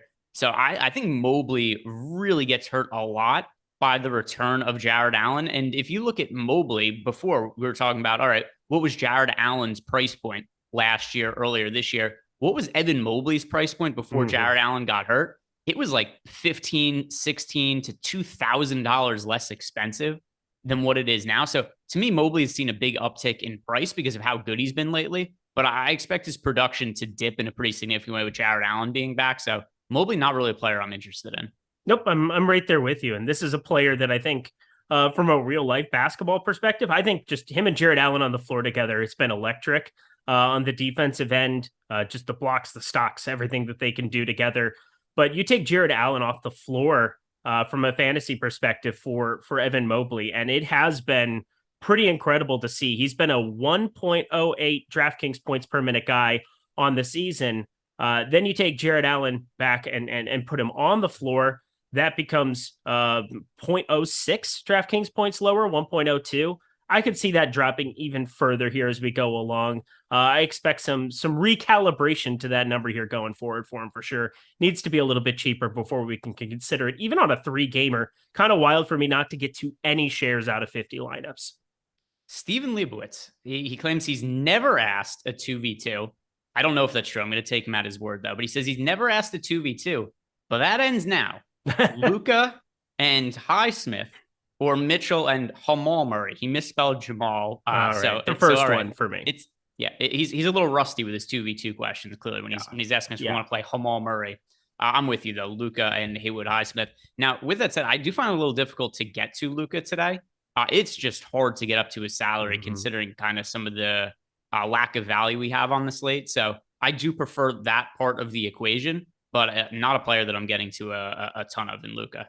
It's a 3-game slate, though. You kind of, it's so hard to not want to pull the trigger. But 13K, man, way to go, DraftKings, for at least taking initiative. Because one thing we've been doing a lot in the premium Discord, and I know Adam's brought it up on shows, but the over on Luka Doncic points has been an absolute print fest for the most part.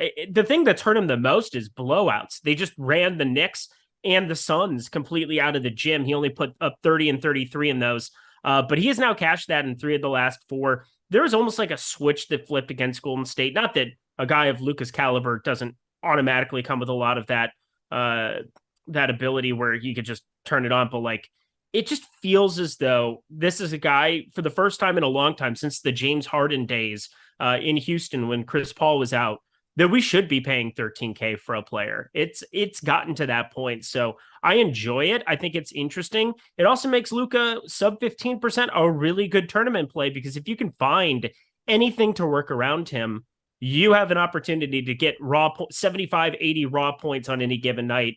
I think that is intriguing. Nice to be able to not have Luka be a 40 or 50% quote unquote free square on a slate like this. So first of all, I'm not going to be playing Luka today. I could talk about that a little bit more in a second, but FanDuel's totally different. FanDuel's priced at 11,000. FanDuel's 11,800 and the pricing's a little bit softer in general. Luka's impossible to avoid on FanDuel and really difficult for me to get to on DraftKings. Realistically, I probably think for Luka to be in a winning lineup today, he probably needs like 70, 75 fantasy points on DraftKings just with how high his salary is and because there's such a lack of guys to get to on the low end. So I think it's just such a low probability outcome. He's Luka. Like, I'm never going to say anybody like, oh, you can't play Luka. I do find it very difficult to build lineups that have him in them. And then even some of his recent results, he's had some really good points per minute games, but even so, these last few games, 59 fantasy points, 58, 65. It's not enough for what his salary is right now. And just 13,000 on a slate where there isn't much value. It's a steep price to play. So how much from are you considering playing on DraftKings? And you and I are both going to be on the same page. On FanDuel, Luka's excellent. DraftKings is just a different conversation because he's so expensive. So how much are you expecting to play him? Luka, I've gotten 28% of lineups right now.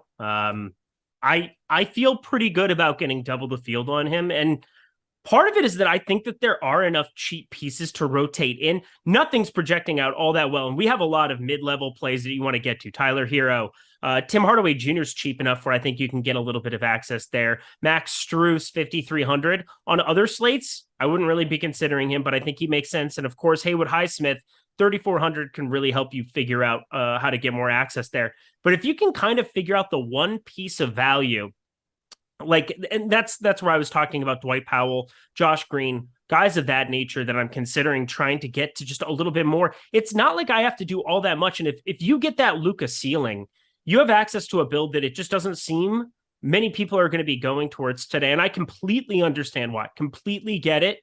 But 80 raw points, 75 raw points, he's played in non-competitive games now the last 2. That price has continued to go up, but you get in some more competitive spots. Denver's a 5-point favorite here. It's going to have to be Luka that keeps them competitive. No questions asked. That's pretty much the answer for any Dallas Mavericks game. I think access to that ceiling is worth it at this kind of ownership. Yeah, I'll be on the opposite side of it. I understand the case for it. I get yours too. And that's where DFS can be fun. We don't have to all have this consensus about it. And for me, it's more of I've taken an overweight approach to Luka in almost every single spot, even yesterday. Like it still was like the preferred way of going about building. I don't know how people didn't go stars and scrubs yesterday, but the likes of Giannis, Embiid, and Luka were all really low owned, considering we had so much value. I felt like on yesterday's slate, this doesn't feel that way by any means, but the ownership now is kind of reflective of what makes me interested. Yeah, you are taking an overweight approach to him like my dad is taking an overweight approach to dinner. He will not stop texting about Taco Tuesday. So I tweeted out a text my dad sent me. But can you do the LeBron James Taco Tuesday thing? I don't even remember I don't remember the beat of it. He's like Taco Tuesday. Yeah. He doesn't do that anymore. He used to tweet that out all the time. But anyway, So My mom wanted to eat meatloaf for dinner. My dad wants tacos. My mom is winning because she's the mother. So my dad is trying to rally all his children to contact my mom to let my dad eat tacos. So that's the big drama in my family right now. We got some more super chats coming in. The next one is from the Claw 28. The Claw, thank you once again for another super chat. Is it better to have a high-owned Highsmith or Hardaway, or just stick with Josh Green over Highsmith? And then he says, looking for a low-owned play under 4,400 for utility on DK. So, okay, so these are a couple of different questions. Better to go a high-owned Highsmith or Hardaway? Of those names, Hardaway for me. I mean, Hardaway's my favorite value play, period. I don't know how we don't play him. Like, his situation's changed. He's in the starting lineup, and similar to the way that I talked about Jared Allen being a different situation from last season, but still talking about how it applies to this season. Tim Hardaway Jr., the beginning of the year, not starting, hadn't been starting until he started on the 27th of November. Now we're seeing the usage start to come up too. It feels as though Jason Kidd has just basically said, please be offensive minded. He had only had one game with more than 13 shot attempts or more than 12 shot attempts over the course of the last month and a half. He's now done it in 3 of his last 4, 16 plus shot attempts in 3 of his last 4. Like, this is just the kind of stuff you want to be looking at. And sure, he's been able to benefit of playing alongside Luka, where he's getting more attention, and Tim Hardaway Jr. fits in there a lot nicer. But Reggie Bullock was the guy who was starting before. He's been whatever, and Spencer Dinwiddie, Christian Wood. It's been kind of a weird, wonky situation. I think they want Tim Hardaway Jr. to be that guy. He's started to really affirm to take this starting role and really run with it. So at 4,400, I find him impossible to get away from on this slate. If there's one piece of value, sub 5K, that I would just jam in every lineup, Tim Hardaway Jr. would be it. To answer the other part of this question, and overall, we're on the same page. I think the answer is Hardaway, even though he's going to be pretty popular today. I think it is warranted. My favorite low-owned play under that price range is Kentavious Caldwell-Pope.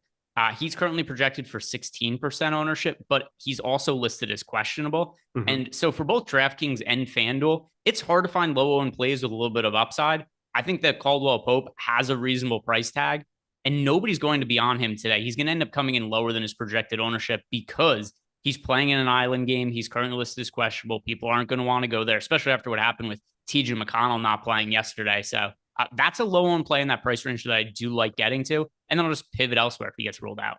Yeah, I mean, it seems as though that would be the best piece to be getting to. Like, Bones Highland's 5,400 on DK. I don't know what I'm supposed to do with that. So at 4K, I totally like that case for him. 16%, not really pulling any kind of nominal ownership on a 3-gamer.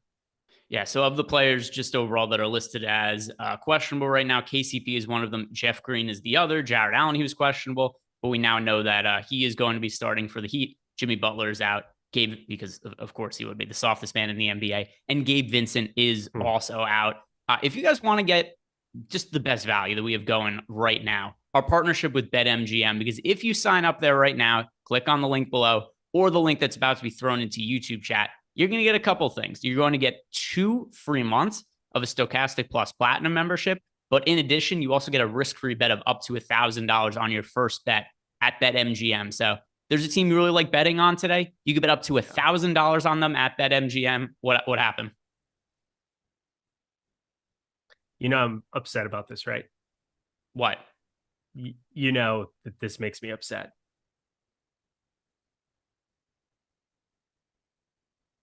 You didn't use it on the last show. You didn't listen on the Ash. I just think it's a good graphic that it's not good for my brand. I'm trying to rebrand as a hard ass, as a tough man, and all of a sudden I'm going. Yeah, I get it. You're trying to rebrand as a man with a hard ass, but this is how you're perceived by the masses, and I think it's a really good way to let people know the kind of value there is at BetMGM is that kind of graphic. You look wonderful. And it lets people know that when they sign up at BetMGM, they get up to $1,000 of risk-free bet, and they get 2 free months of Stokastic Plus Platinum. It's fantastic. Please take advantage of the risk-free bet for the love of God, because otherwise, hearing prostate exam surprise. That was funny. You guys are funny. Oh man. If you guys don't sign up at BetMGM, this picture will go away forever, and you don't want that, right? Also, I have gigantic hands compared to my head. That's just like it's just weird. It's a weird thing. It's funny actually. Sam Cassell dancing. You guys sign up at Discord. Sign up at BetMGM so that we could embarrass Eric for the rest of his life. That's really the key takeaway here. That's what it takes to embarrass me for the rest of my life. Don't I just have absolutely to speak and do it shows? To hurt Eric? Yeah. Sam Cassell Dance just said, "Can you please mention any pivot off of Tim Hardaway Jr.? I don't want to play him in single entry." Yeah, it's the guy I just mentioned, KCP. I think that's the best pivot play if you want to go low owned. I kind of like that. That wasn't somebody who was on my radar. I was playing some Lonnie Walker. I don't like Lonnie Walker, but he's 4,600, right around the same number. And I think that there's at least a case, considering he's starting alongside the likes of Anthony Davis. You get Jared Allen back on the floor. Maybe you just get some more looks going his direction. I don't feel good about it. Once again, Tim Hardaway Jr. is just a guy that I find unavoidable with the dual eligibility, the shooting guard, small forward eligibility, 4,400, starting, different role. Usage has been over 20% now, pretty routinely since he started taking the starting gig. Feels pretty unfadeable to me, but yeah, I like the Kentavious Caldwell-Pope shout out. I might try to make Lonnie Walker a thing today too. But by the way, chat right now, you're getting lit on fire in chat. I'm very aware. And this is about as funny as spicy. I know this is it's pretty funny to read. I just had to stop reading it because I'm trying to be professional. Yeah. What was your favorite? First, some of them, somebody got very excited that he thought that they could choke you to death by you laughing. It seemed like you were struggling to breathe for a little bit. So he said, keep going. That's nice. Keep going. Andrew Jansen wanted me to die. That's hilarious. Thank you, Andrew Jansen. We had somebody else. Go ahead. Rich Dworton, he says it looks like an ad for anti-constipation medicine. Wow. There was Jake Swale says you look like a Starbucks barista grading a customer. The only complaint I have about that comment is barista feels like too high of a rank for Eric. He looks more like a trainee in the picture. There's a lot of good ones in here. Okay, we got the prostate exam joke. We've officially ran its course. It's I disagree. Keep them up yours, chat. Yeah, literally. Keep them coming. Keep them coming. I think we had more super chats before. I know we got some questions in the Discord as well, so I want to make sure. Okay, cool. Because I didn't expect that we were going to make fun of Eric for 6 minutes, and then I kind of lost some of the messages for the super chats that I had queued up here. Here, Aiden Queskin, favorite few values sub 3.5K, not named Haywood Highsmith. Okay, sub 3,500. Who am I getting to? By the way, I'm not really playing a lot of Haywood Highsmith either. I only have 10% of him. Ooh. I have some exposure. I'm not playing a lot of cheap guys today. So this is where Eric and I might be different. Because if Eric is, because Eric is seemingly trying to jam Luka a little bit, and I am not. So as a result, I just don't need to play those cheap guys because I don't really like the cheap guys. I'm way lower on Haywood Highsmith in the field. I don't have an issue with people getting to him. If you're playing him in cash games, cool. I have him in 10% of my lineups. I've some Troy Brown exposure, but I don't really get to very many cheap guys. I'm building my lineups more in the mid-range. Eric, are there any cheap guys that you do really like getting to? My answer of favorite low-owned one here would be Troy Brown. But what about yourself? Yeah, I'm trying to get to some Jalen Duren as well. 3,500. I think that he makes some sense. He's sub 10%. If things break a certain way in that Detroit game, you could always run into more. 3,400 or lower was the 3,400, 35. I thought it was 35 or lower. So again, Haywood Highsmith is your dude there. Like that's unfortunately where you're at. So as Greg is underneath, I'm over top of the field on Haywood Highsmith. Take that for what you will. I have more Jalen Green. Our preferred positions. Yeah, keep going. Jalen Green makes some sense. I think you can. Josh Green is who I meant, but it's fine. I'm done. Yeah. But, so the question was sub 3,500. Yeah, so Josh Green sub 3,400. He's 3,200. Yeah. Greg. Yeah. No. Because somebody in chat had said that I said 35. I did, but I said sub 35. So sub 35. I thought it meant 35 or under, because Duran is the one guy that I'm getting to well more than the 10% or 9% that he's projected for. And then Josh Green is the other guy that I think you just have to kind of find a path to if you want to get to that Luka ceiling. And then the other super chats that we have here, one is from Shane Daly, who closes for the Lakers. Baba Booey. So who closes for the Lakers? It's really hard to say because they kind of ride the hot hand. The guys we know are closing. We know LeBron's going to be on the court. We know AD is going to be on the court. Lonnie Walker most likely is going to be on the court. There's a good chance Dennis Schroeder closes, but I really think the only two guarantees are AD and LeBron, and I think everything else is just hot hand who's playing well for the night. Do you know Ben Folds at all? Not personally, but I know Lonnie Walker, this is your life. Dun, dun, dun. He's a song about Lonnie Walker? It's Eddie Walker, but I just okay. made it Lonnie Walker. It was a Bikram yoga stretch. Yeah, I don't know him that well. Okay. I'm not well right now. What would be your guess at a closing five for the Lakers?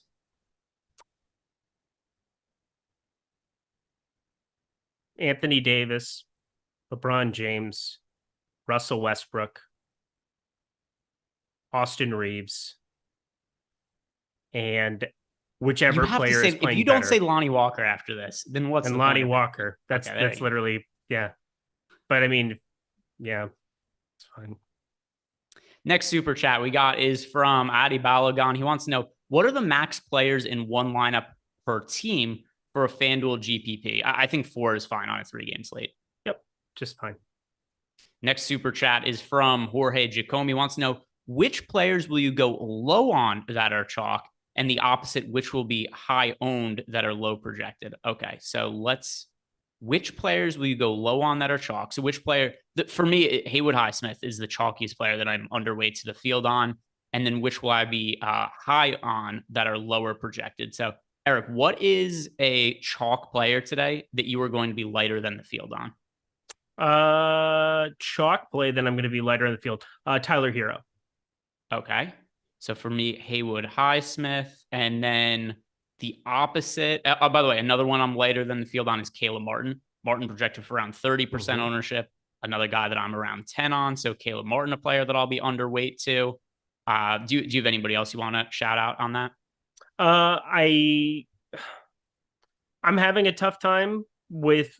So in terms of like most popular plays that I'm under on, Darius Garland, I'm under on a lot of the Cavs. Okay. I'm under on every single Cav except for Jared Allen.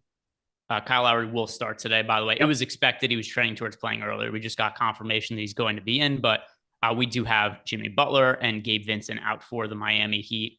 And then on the flip side, who are the contrarian players that you are highest on for today's slate? Yeah, so there you go. Jalen Duren, that is contrarian, but also cheap center opportunity for extra run, depending on how this all pans out. I am over top, not just value, any piece that I'm overweight to. Just in general, I think I'm way over on Tim Hardaway Jr. I'm almost no. It was sorry. I just read the question. I made a mistake. This is my fault. That's okay. Go ahead. Which contrarian players are you most overweight to the field? There we go. That makes the most sense to me. So I am over on Bruce Brown Jr. He's sub 20%. So Bruce Brown Jr. is the first guy that comes to mind. I'm double the field on him. Contavious Caldwell-Pope, somebody that I'm going to give a boost to, as I like the case that you kind of drew out for him, plus 4K. I can get down with my bad self and play a little bit of that. I'm over on, nobody is playing Josh Green, so that seems to be a pretty easy access to another cheapie. Things can maybe break my way in that regard too. Those are kind of your main components, and then obviously Luka Doncic. I'm over the field drastically there. Yeah, KCP, mentioned him earlier. That's a contrarian play I like. It's tough because it's not like there's guys that are projected to be, like 5 or 4% owned that you can really justify playing a lot of on a 3-game slate. So I guess we have to move the barometer a little bit. Low owned. I mean, Dennis Schroeder is 20% owned. Dennis Schroeder. I'm well overweight to that number. This is a very cheap price point for Dennis Schroeder. Dennis Schroeder to me is one of the guys on this slate who I think is one of the better value plays that's getting overlooked by the field. 20% ownership at a cheap price point for him. That's something that I really like getting to. That's on DraftKings. He's projected for 20% ownership, but then on FanDuel, he was a little more expensive, $4,800. I think 17% is too low. So KCP and Dennis Schroeder are two guys for me. Do you like Schroeder at all tonight? I like Schroeder a little bit. There's one Laker, and I guess this is the guy I probably should have led with, considering I'm double the field on him too. How do we not play LeBron James in Cleveland? And I get it. Anthony Davis has been going nuts, and Cleveland number one in terms of adjusted defensive efficiency so far this season on dunks and threes. And everything makes sense where if you're going to play through Anthony Davis and continue the success, sweet. But like, I'm not a narrative guy. I think you guys have watched enough of these shows to know that I don't go on narrative street too often. But I did it yesterday with Luka against Devin Booker. That seemed to go pretty darn well, and it could have gone even better if we didn't have the blowout. And LeBron James at 10-4 in Cleveland, going back home. The guy did it in the All-Star game. He did it for, basically a decade there as well, intermittent between stints after leaving and coming back. But I think LeBron James in Cleveland is a thing that you want more than 16% exposure to. I have a lot of LeBron James as a result. I think I'm building lineups very, very differently than the consensus, because I do think everything is projecting out in that mid-range. But if I can get a ceiling from LeBron, or if I can get a ceiling from Luka, I only need like 50 or 55% of my allocation of lineups to really go after that kind of a build. And that's such an easy way for me to get different. So I really, really like LeBron. He's always been better as a distributor. He's really liking this role alongside Anthony Davis, but he still had over a 30% usage. Now, the last two, they looked awesome in Milwaukee on Friday. They looked awesome in Washington here on Sunday. Would not surprise me to see LeBron James go absolutely nuclear at low ownership in Cleveland. Yeah, I wouldn't surprise me. Once again, I'm building a lot more of my lineups in the mid-range, so I'm not getting to Luka, not really getting to. And by the way, this is for DraftKings. FanDuel, the pricing is so much different. Where I mean, if I look, those guys, if I look at the lineups that I've built on FanDuel, like Luka's one of the players that ends up in. He's one of my most rostered players over on FanDuel because he's just not as much of a pay up option. And I do get to all of those guys more so in the FanDuel lineups that I've built than in the DK lineups. But the players that I'm quote unquote paying up for, it's like the Bam Adebayo, Darius Garland. Those are the types of guys that I am paying up for as the more expensive guys for me personally. Yep. Some more questions that we have in the Discord. We have T. Lee is asking us who our favorite plays are for the day. Do you have your lineups built out and ready to go, or we could kind of go back and forth with our most roster players? I have a version of them in. I'm going to update some stuff, but yeah, we can go on what I've got. We've got 22 minutes. We've got plenty of time. Yep. I'm ready. So I have lineups built out for DraftKings and FanDuel. Do you have them for just one? Just DraftKings today. Okay, so you do it for DK and I'll do it for FanDuel. How about that? Beautiful. Okay, so for DK, Eric, who are you most rostered point guards? Luka, Kyle Lowry, and Dennis Schroeder. Lowry and Luka over on FanDuel. Shooting guard for you over on FanDuel. DraftKings, you mean? Sorry, DK. Yeah, okay. Yeah, Tim Hardaway Jr., Max Strus, Spencer Dinwiddie. Right. Bruce Brown tied with Spencer Dinwiddie. Tyler Hero and Bruce Brown. Luke would also be up there, but mentioned him at shooting guard. So I mentioned him at point guard, so I'll throw him in. I'll throw in those other two guys at shooting guard. Small forward for you. Tim Hardaway Jr., Haywood Highsmith, and Josh Green. LeBron James also equal ownership there. On FanDuel. And by the way, Tim Hardaway, massively different looking play on FanDuel. He's $5,700 on FanDuel. So much more fair looking price. So small forwards here. Tyler Hero, also mentioned him before. Max Strus, and your guy, Eric, Bojan Bogdanovic. Oh, I love you so much. It's weird because, I mean, obviously I have a crazy amount of money and exposure to him in the prop market tonight. I don't know what to do. I kind of like seeing under 10% there, 6,800. If this game does stay intact, you want to bring a Detroit piece along for the ride. And this guy, I don't think people realize how good our boy has been. Blowouts have hurt him quite a bit here. Blowout is definitely on the table every time Detroit takes the floor, but shout out my boy, Bojan Bogdanovic, over 18.5 points, You might not see me on the show tomorrow. So some of you guys might want to cheer for under 18.5. So enjoy that. But 18.5, lock it up tonight. Shane Daly, we'll get back to this in a second. Shane Daly left a super chat here. Back off challenge in golf. How does Eric do if you're calling out the comments? Pull it. I do pretty good, I think. How does Eric do if you're calling out? Oh, okay. So if you're taking a swing and we start to read the YouTube comments to him, he folds. He folds like a lawn chair. Absolutely. Not a at chance. 100%. No, but it's different. There's like a sport. There's like a athleticism thing that kicks in that like, I don't care. Like anybody could do just about anything. Like I'll listen to music on the golf course. I'll have people screw around. If it's something really, really funny, I probably back off. But you guys don't give yourselves that much credit. You're that funny. It's like one comment a day, maybe. Yeah, we read 3 comments in a row before and Eric almost choked to death. So I'm going to say that he is not able to. I think he backs off. Not if I'm focused on my job. Yeah, we'll see. Well, it seems like an admission you weren't focused on your job earlier. Power forwards on DraftKings. Who do you have the most exposure to? Checkmate. Haywood Highsmith, LeBron James, Isaiah Stewart, Jared Allen, and Bam Adebayo on FanDuel. And then centers, it's going to be the same, but you could also add Jokic into that mix for FanDuel purposes. DraftKings, which centers do you get the most exposure to? Jared Allen, Jalen Duren, Isaiah Stewart, Bam Adebayo. Okay. I think that we just got another super chat. This from K2 Superman.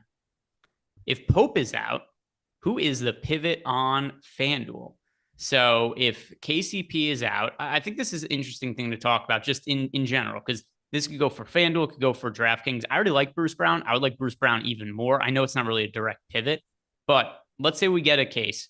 KCP is rolled out. Who would you be swapping to on DraftKings? And then I'll look for FanDuel purposes, who I think would make the most sense on FanDuel. So first, if you have a KCP lineup on DraftKings, Eric, who are you switching him to if we get that news, assuming because it's going to be after lock?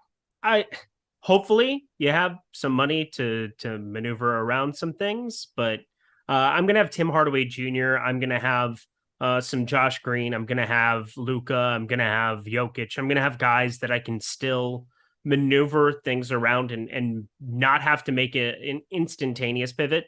But if I had the $400, Tim Hardaway Jr. is more than likely in that lineup anyway, so it doesn't do you a whole hell of a lot there. I probably grossly say Maxi Kleba, but I don't like it. I wouldn't want to be stuck with Maxi Kleba. I just know I have enough lineup spots and more lineup spots than most people do in that evening window. Yeah, it would be Josh Green for me over on FanDuel. They're the exact same price. Oh, on FanDuel. Gotcha. Yeah. No. I was asking you for DraftKings, then I'm going to answer myself for FanDuel, just because I thought it was irrelevant. If I'm going to tell people that they should play KCP and we're not going to know for like 3 hours if he's playing or not, I do think it makes a whole lot of sense to give people pivots. So that was why I asked you for DraftKings, and I'll answer for FanDuel. It would be Josh Green that I would swap to. They're the exact same price. Good man. The next super chat from Rosso Music, DK Tiers, Jared Allen, Russell Westbrook, Jaden Ivey, or Kyle Lowry. Let's see. DK Tiers. That's what I do every day on Twitter. But DK. Well, I think it's just everything tiers. Oh, good one, Greg. It was so funny, Greg. It was such a good one, Greg. Well, you cry over more things than DraftKings. We just keep doing basketball, please. Yeah, look, you're crying again. So DraftKings tiers, once again, it was Jared Allen, Russell Westbrook, Jaden Ivey, or Kyle Lowry. I'm scrolling through to see who I have projected the highest. That is Kyle Lowry. Yeah. Lowry. I answered the question. Lowry. It's fine. Don't mind me. All right. Are we caught up on super chats now? No. Seymour Cake. Will Luka Doncic make 2.5 3-pointers? And will Bam Adebayo have a double-double in tonight's matchup? So he just wants to know yes or no. Let me look at some of my projections and see which way I would lean. First, will Bam have a double-double? I will say yes. You are. Yep. Bam Adebayo, will he have a double-double? I'm on board with that. And then Luka Doncic over 2.5 threes. Will he do it? Yes. Definitely. Okay. So we are a yes on both of those. Seymour Cake. We said yes to the dress. It's good.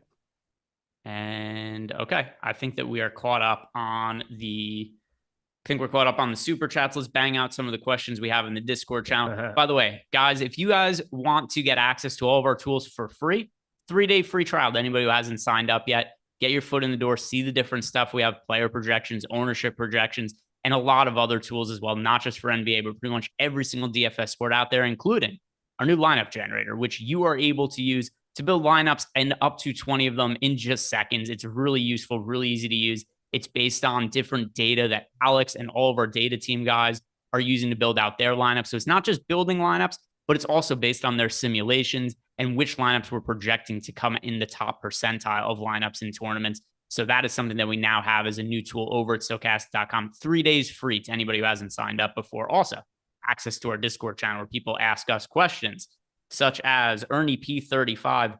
Luka a priority for me over Jokic, AD, and Bron on DK by a lot. Thoughts? I think Eric would agree with that, but not like by a landslide over LeBron, but like pretty firm over on FanDuel, correct?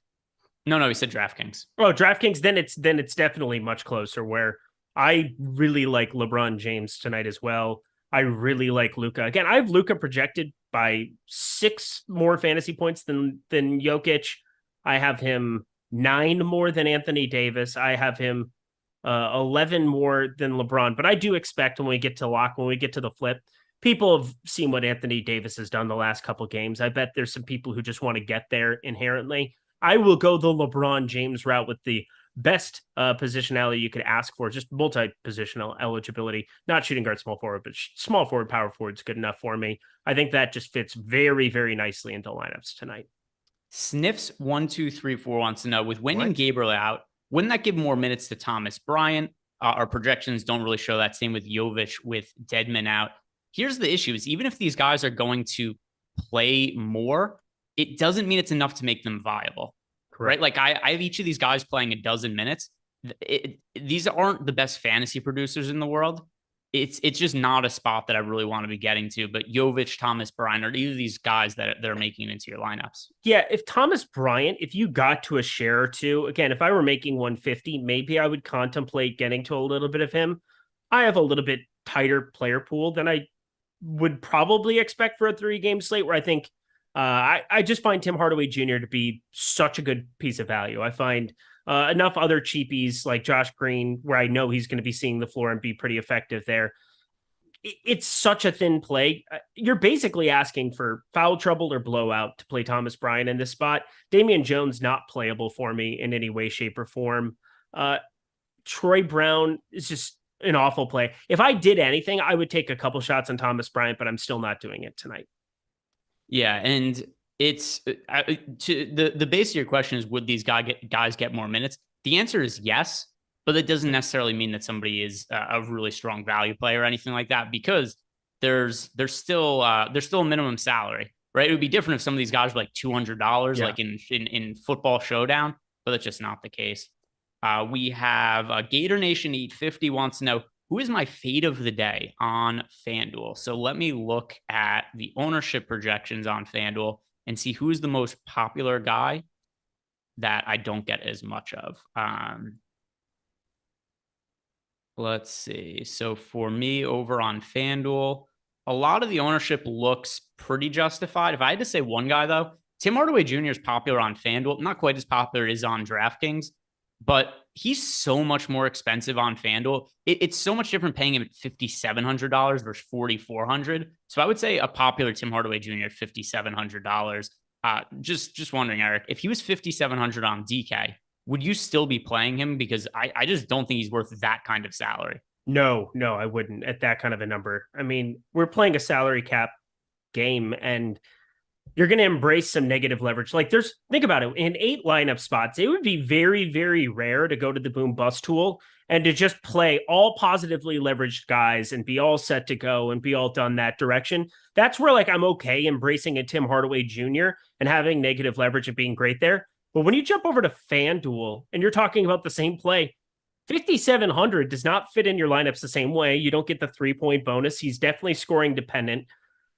I don't feel as good. The other thing about FanDuel you have to remember, and this is something that I haven't been playing a lot there this NBA season, just because I've been focused on a lot of, just a lot of other content and things. But on the FanDuel side, you can run into some random stocks from whomever for cheaper, like a scoring dependent player like Tim Hardaway Jr. Part of why I like him on DraftKings is that I think the usage is pretty predictable. We're going to see him over 20%, and he's cheap at 4,400. And there's not a ton of other value that I feel is that secure.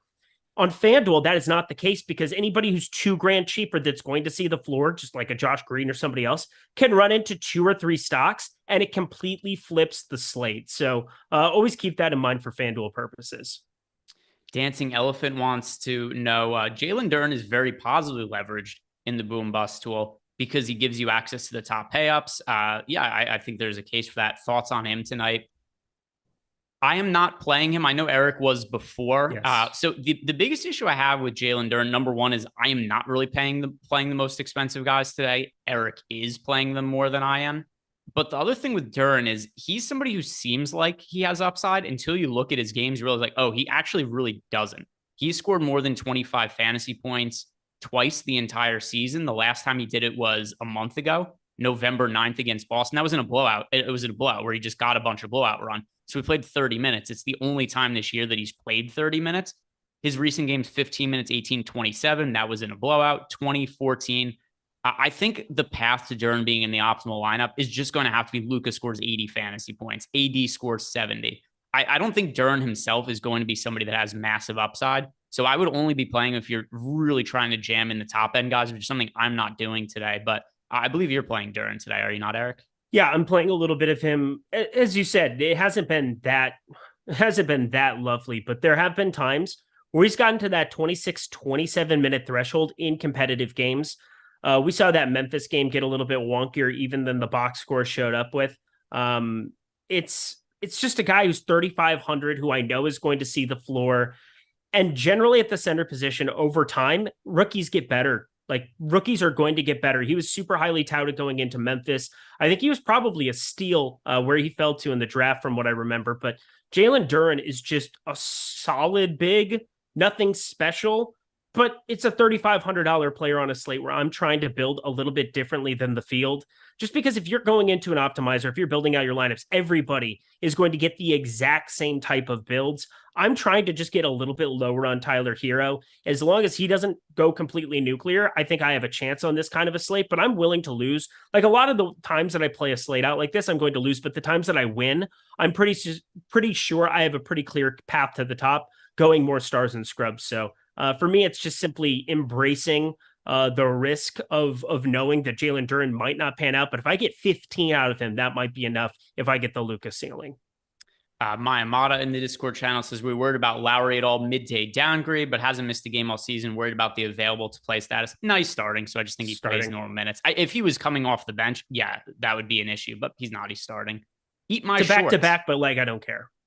Eat my shorts. Not a comment to anybody, just his name in a YouTube chat. If Depot is limited to 15 to 18 minutes, who else is getting run off the Heat bench? Any interest in a 3,200 Duncan Robinson? So here's the deal. Even though Depot isn't expected to play full minutes, this is a downgrade to all of those other Heat bench guys because there was no Victor Oladipo minutes before. Limited Victor Oladipo minutes doesn't mean somebody else is playing more minutes.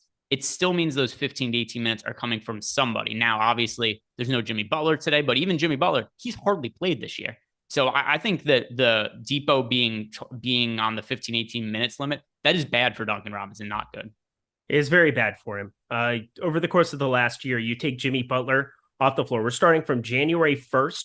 I know that he showed up a little bit later, but he was at least an important part of like what they did in the playoffs in that run. Victor Oladipo had a 23.3% usage. That is not nothing, folks. Like we're talking about a guy that is still going to be out on the floor looking for a shot. He was around a 0.96 DraftKings points per minute player with Jimmy Butler off the floor in this last calendar year. That kind of stuff is going to impact the guys around him, even if his tag and his minutes allotment that we're projecting him for make him completely unplayable for this slate. The Claw, Jamal Murray or Lowry, and this is just for a double up. It's not for any kind of tournament or anything. That is Lowry. Yeah, Lowry you can't get away from, I think, today either. Julian Gonzalez wants to know my favorite FanDuel GPP plays. So I'll go back and just read off some of the most rostered players I had position by position on FanDuel. Point guard, Lowry and Luka Doncic. Shooting guard, Tyler Hero, Bruce Brown. Luka Doncic. Small forward, Tyler Hero, Max Strus, Bojan Bogdanovic. Power forward, Jared Allen, Bam Adebayo. And then center, Jared Allen, Bam Adebayo, Nikola Jokic. So look at you. Look at you. There we go. There we go. You said the words in order. It was impressive. I think we are caught up on the super chats now. Just scrolling to make sure I didn't miss any of the ones that Jordan just sent me. And all right, we are good there. Discord channel. I think that we are also caught up on all of the questions. So lineups. Are you all good to go, Eric? Yeah, I'm starting to lose my voice today, which is why I got my tea and I'm just like starting to die a little bit, but I will keep pushing. I'll keep pushing. So I'll tell you, just made some people in chat very excited. Why? Because you said you were about to die. Oh yeah, they do want me to die. That was That nice. was- Nothing like go to your place of employment being told, hey, keep laughing harder. Please die live on stream. That would be awesome. Thanks, guys. I mean, think how often, because Eric, I know that you like to tout yourself as one of the more valuable people we have around the company. Just think how good content that would be, is what how it much is. viewership it would do, and in turn, how many more referrals that would do if you died on screen. Now, with that said, I think it might be more appealing to you. Your golden goose would be dead. Sorry, baby. Jets World, Mitchell and Caleb Martin or Garland and Stewart for the DK 555. Mitchell and Caleb Martin or that is Garland and Stewart for me. Garland and Stewart would be the same for me. I like Stewart today. I hope people picked up on that. It's not just me jamming Jalen Duren, even though I'm still kind of just jamming Jalen Duren. I bet I did bet Isaiah Stewart for over 7.5 rebounds this morning. So wasn't Jalen Duren a guy that like Tibbs was in love with at the draft? I feel like that was a thing where the Knicks were like really going after him. They didn't draft him, so I'm gonna say no. No, but I'm saying that it was like a point of discussion. Yeah, he fell to 13, but there was like some kind of a trade being formulated for him, and then it didn't go through.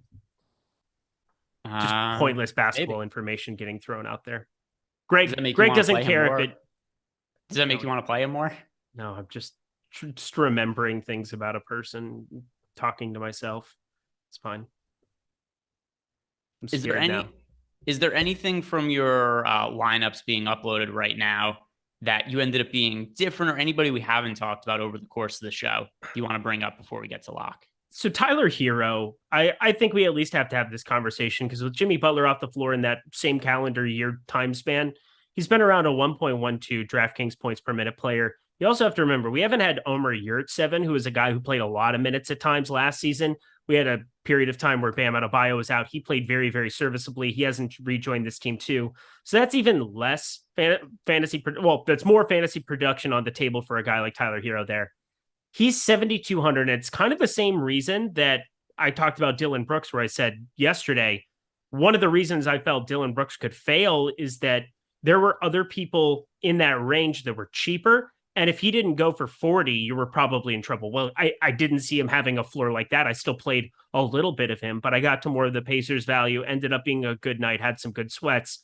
I think with Tyler Hero tonight, point guard, shooting guard has a number of other options, and Kyle Lowry's $500 less. The usage has been way, way down for Kyle Lowry, and I don't know what to continually make of that, but I do expect him to start being more offensively minded in some of these spots without Jimmy Butler. Sure, Oladipo on the floor doesn't help out, but like, who does Oladipo hurt the most? I would have to say it hurts Tyler Hero the most. And they're going to be sharing the floor at times together. I don't think it's just going to be, hey, you know, in the course of the 40 minutes Tyler Hero's on the floor tonight, I got to assume he's going to be sharing a lot of that with the entire time that Victor Oladipo's on the floor. So I'm kind of just thinking about ways to get a little bit different on a slate like this. And Victor Oladipo's presence makes me a little bit more comfortable being underweight to Tyler Hero, even if I just fully admit he's a fantastic play that I'm just hoping fails because of the ownership I'm expecting from him. To me, the guy that he hurts the most that's picking up ownership is Haywood Highsmith. It's just somebody else too who, like, how many minutes realistically is Haywood Highsmith going to play 28 minutes today? I don't think so. I think that Oladipo is going to siphon some minutes from Haywood Highsmith and certainly usage as well when they're on the court I bet he together. plays 26, Haywood Highsmith. I'd be shocked if he didn't play 24, 25. I wouldn't, because I think Robinson's still going to get minutes. Jovic is going to get minutes. Oladipo has to get minutes. Let's see, who is... I mean, Jimmy Butler, that's 33 minutes from last night that you're replacing, a 33 to 36 minute type player. I think most of that, because of the position, goes towards Highsmith, no? Well, I think all of the minutes Oladipo plays, it goes directly to him. Got it. Let me look at the last game. It's not hard to find games Jimmy Butler missed. All right. How the hell can Highsmith play 26 minutes? Too many guys.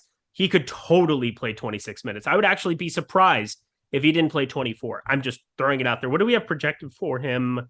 We have 27 minutes here at Stokastic. I think that that's legitimately correct when you look at some of these box scores where you didn't have Jimmy Butler on the floor.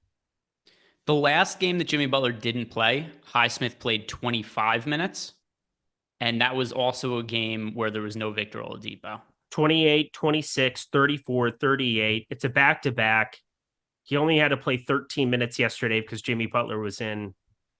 We'll see. It's actually maybe a little bit closer than I was thinking, but I was for sure locking him up for 24 minutes. Can't do anything about him now because I am playing him. So there we are.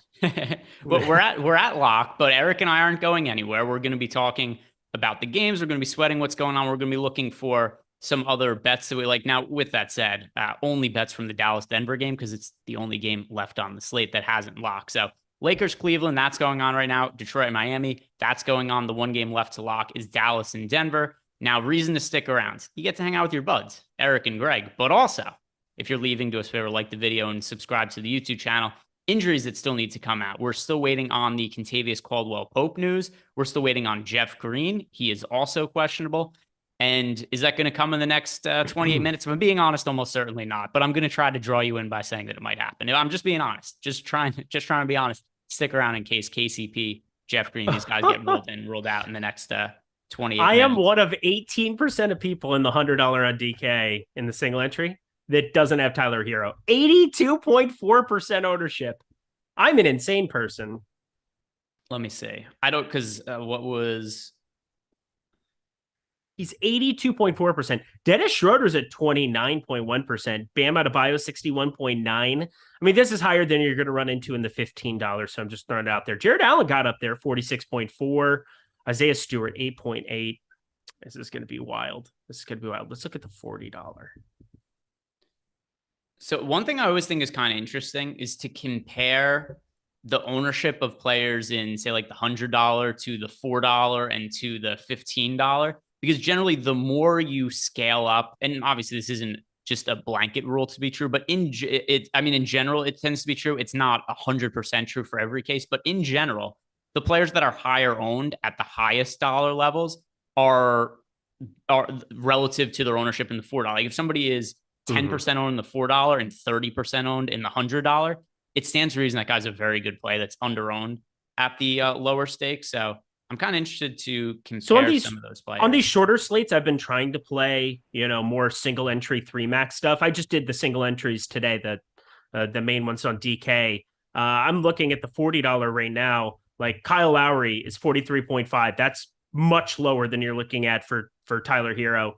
Highsmith got up to 36.4. I don't feel great about that, but that's that's the only other chalky piece I have from this early window. LeBron James, first bucket of the game. From the Lakers side here. He's only 21.3. Jalen Duren, 7.3. I'm going to be cheering big time for this guy. But as you said, you scale up. Bam Adebayo, 60% in that. It's just wild when you look at some of these pieces of chalk that, Tyler Hero got up to 80.5% in that. What did he get to in the $15? I'm very curious. All right. In the $15... I just put my single entry in that. I didn't max out anything. Okay. So in the $15, as I just realized that I fucked up I was looking through my lineups and I'm looking through, I'm like, why is Gabe Vincent in the first lineup that I pulled up? 64.3. Yeah. So, all right. So my lineups are all dead and not the lineups I meant to play. Gabe Vincent is in a lot of my lineups today because I copied and pasted the wrong CSV. It happens to the best of us. Greg. Happens to the best of us. No, dude. Tyler Hero is 60. You know what's funny? I uploaded my CSV right before, like multiple times right before we started. God, I hate that. It happens. Yeah. Hit the like button for anybody who's interested. I do have a 0.3% owned Gabe Vincent today. It doesn't make him a good contrarian play though. What if he just goes completely like what is it? Like Frazier just claws his way out on the floor. Well, he's not active today, so it would be hard. See, that's problematic. Yeah, he comes on the floor. He comes on the floor in a suit. Throws an Eric Lindquist hissy fit. I want to play basketball tonight. Yeah, let's see. Do I have I have the dumbest lineups that I played today. I don't even know how this happened. Because I'm positive I uploaded my the CSV. I must have just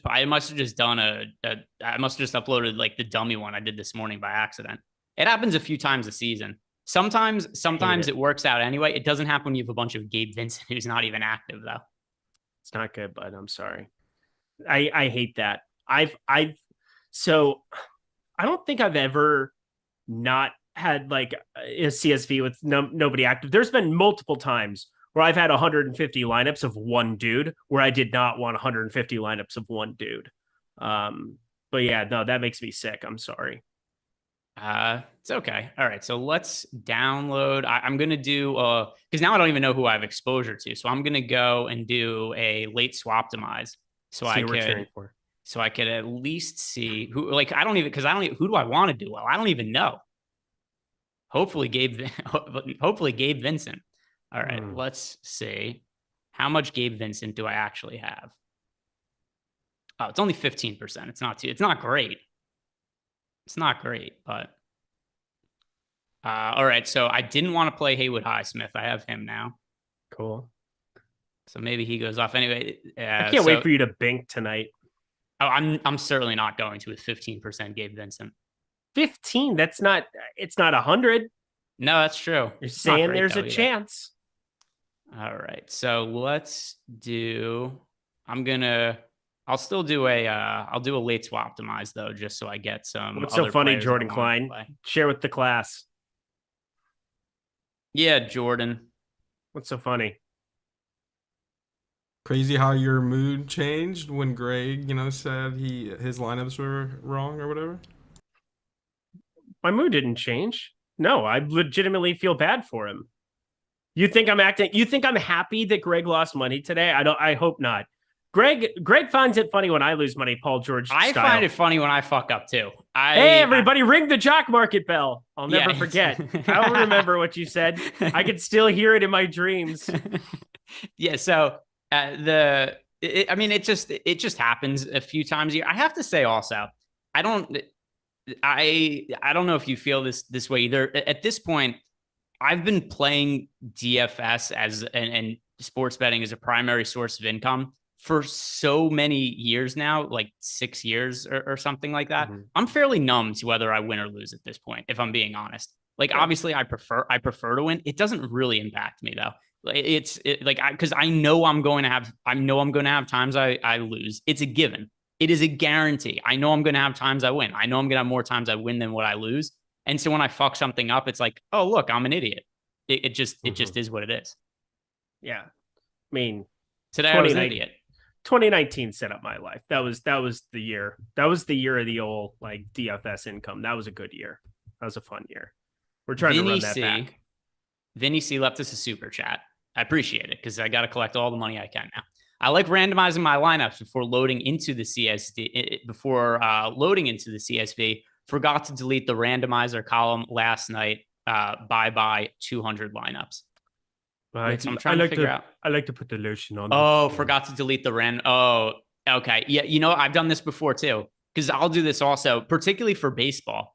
If I you don't want the top ones just showing up in the $3. You want it all mixed up. No. But just so the lineups get built really quick in Fantasy Cruncher, and I'm just reserving lineups. Sometimes I'll be like, all right, I'm just gonna put the randomness on like 90%, just so it builds them a lot faster.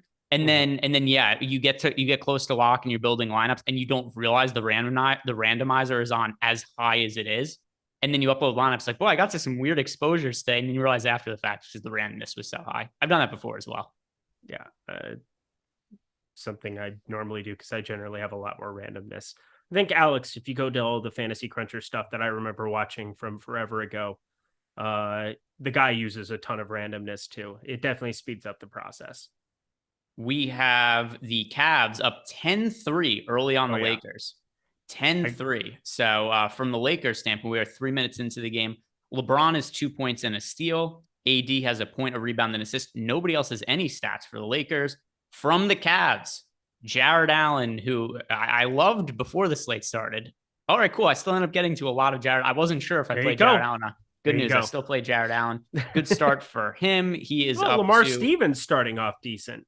Lamar Stevens is he in any of my lineups? Got 4.5 at 3,800. I would take that at the moment for a start in 3 minutes. Evan Mobley is off to actually everybody other than Donovan Mitchell is off to a good start for the Cavs. 2 points, 3 assists for Darius Garland, 4 points in the board for Jared Allen, 2-2-1 for Evan Mobley, and then the 2-2 for Lamar Stevens. Every single player in the Cavs starting lineup outscoring the Lakers starters there. Let's talk some bets, Eric.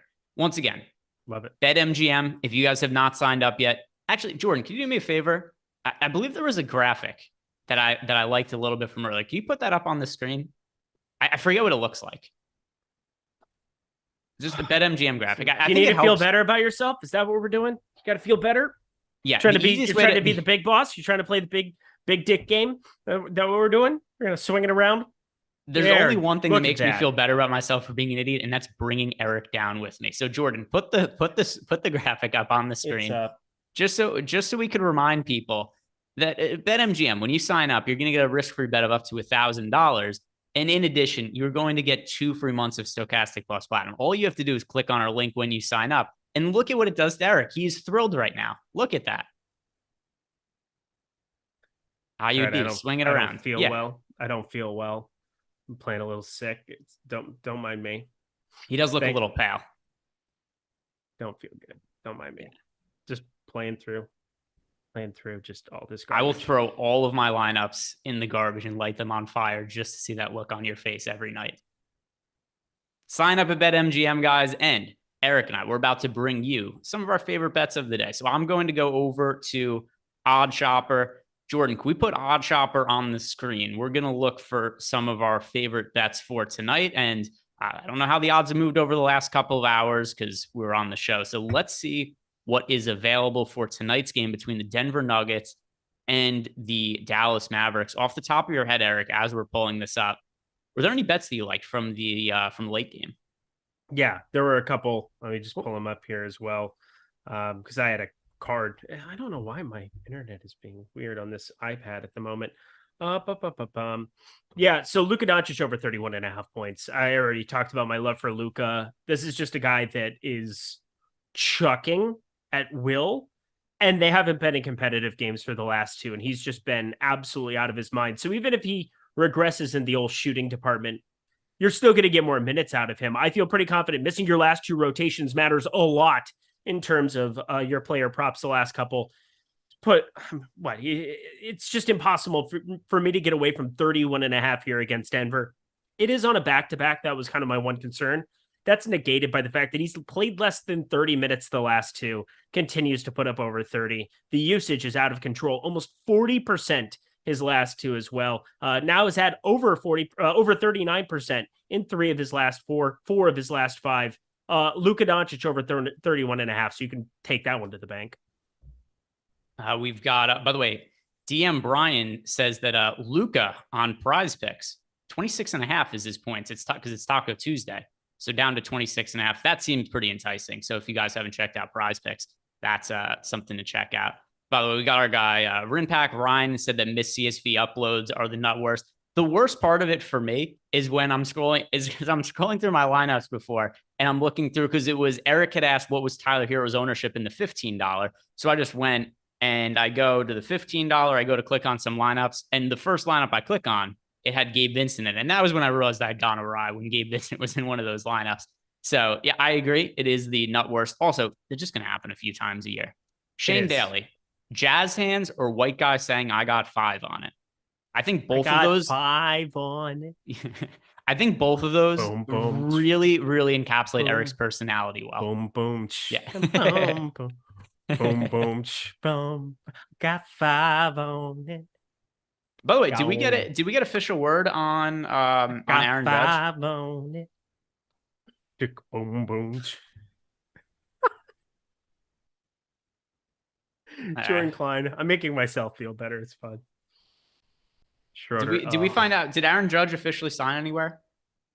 So I had heard rumblings, and then somebody posted a fake thing on Twitter. It was going to be the Giants, and then it got rescinded. I got a tweet from Underdog as well. It got rescinded. So he was originally going to be going to the Giants. I don't know if that means that the Yankees came in and said, wait, and then they're going to throw an absolute bag of money at him. But San Francisco is $360 million for 10 years. That was a confirmed offer. By the way, Art Cathelza just messaged me on Twitter. He said that you banned him a little while back in YouTube during a show, and you have not unbanned him yet. So it looks like post-lock show, it's going to be Eric Jordan not looking for Art Cathelza to unban him. As old as time. And by the way, Art Cathelza does absolutely nothing wrong ever. So this is I don't know what happened, but Art Cathelza, if you're watching right now, we're going to figure out. We're not friends. I'm going to make Eric do this after the show. We're getting Art Cathelza unbanned next. Yeah, I see him. The first from Weatherman 7. Oh, one of his not a pair sticker. This one says wrecked, and it is, what is that animal? That is a. I feel like I'm a dinosaur hippopotamus. It's like a hippo. It's a hippo. Is it a hippo? Mm-hmm. Either way, it says wrecked, and it's a hippo falling out of his chair. It doesn't look like a hippo though. It's not an elephant. I guess it could be a hippo. Wrecked. Thank you, Weatherman 7. I do feel like I'm 4 years old right now, and it's my mom showing me a picture. What animal is this? I don't know. I don't know what that is. Jared Allen's smashing right now, by the way. Feels good. Do you agree, by the way, we're unbanning Art Cathelza after this? Fine. Just unban all the people. I don't Art Cathelza does nothing wrong ever. Okay, that's fine.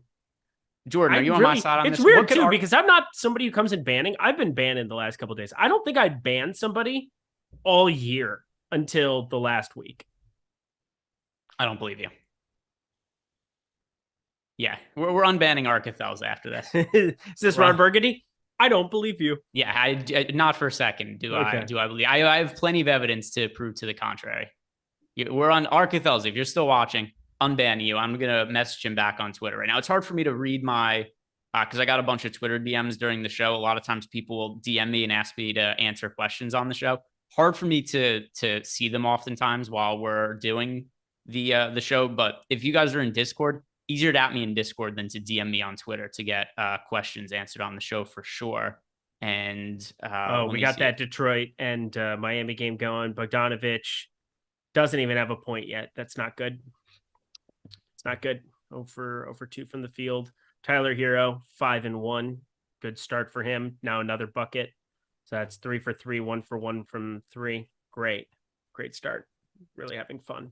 JEW wants to know, for DKGPP, thoughts on Bagley at all if it doesn't blow out? PS, I'm surprised you haven't picked up on what my username really means. We are part of the same tribe. Oh, okay. Yeah, I do. I do get what your name means, by the way. But when it comes to Marvin Bagley, I don't remember if I was planning on playing him or not. I don't think I was. I don't have him in my lineups now, though. I mean, also the game, he asked us after the game had already locked. Yeah, I have 0%. Yeah. I don't have any. I also don't remember if I had him in. I don't remember if I really had him in my build that I meant to play. Yeah. I don't think I did in either of those, though. He's annoying. What do you find annoying about Marvin Bagley? Everything. Well, I mean, I'm a Duke fan. He didn't do anything. He's an absolute waste of space on a basketball floor. Somehow he has a 20% usage rate this season because apparently they wanted to pay Marvin Bagley money and let him shoot, even though that's not really something that he should be doing. Just really can't stand him in any way, shape, or form. Oh, and he's 5,700 today. Why not just make him 5,700? Playing alongside Isaiah Stewart. Whoop-de-doo, Basil. What does it all mean? Quick start today for, you're not going to like this, Eric. Tyler Hero. I already said it. Yeah, Tyler Hero, Bam Adebayo off to a good start. Lakers making a run. We got Detroit has done basically nothing. By the way, really low scoring games to this point. Lakers Cavs 17-19 with 3 minutes to go in the first quarter. And for the Lakers, no real fantasy production at all. Dennis Schroeder, nothing. Anthony Davis, 1 real life point. LeBron James, 5. So LeBron is 5 points and a steal. AD 1.3 rebounds, 2 assists from the Cavs side of the game. Jared Allen just destroying 10 points, 2 boards, a steal out there. So Jared Allen, the top fantasy play by a pretty good margin right now. So do like to see if that's the case. I love to see that that's the case, especially because, does Eric understand AK Jared Allen was in a different circumstance? Even though I explained the different circumstance, I was using a point of reference to talk about it. Go a little higher. One more octave up. Okay, one more octave up. Shane Daly. Want to hear the most annoying sound in the world?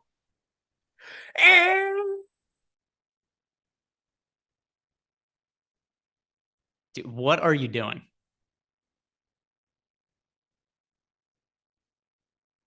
No. I think, by the way, can he hear you right now? It would have been way funnier if he couldn't hear you. Whatever. I'm back.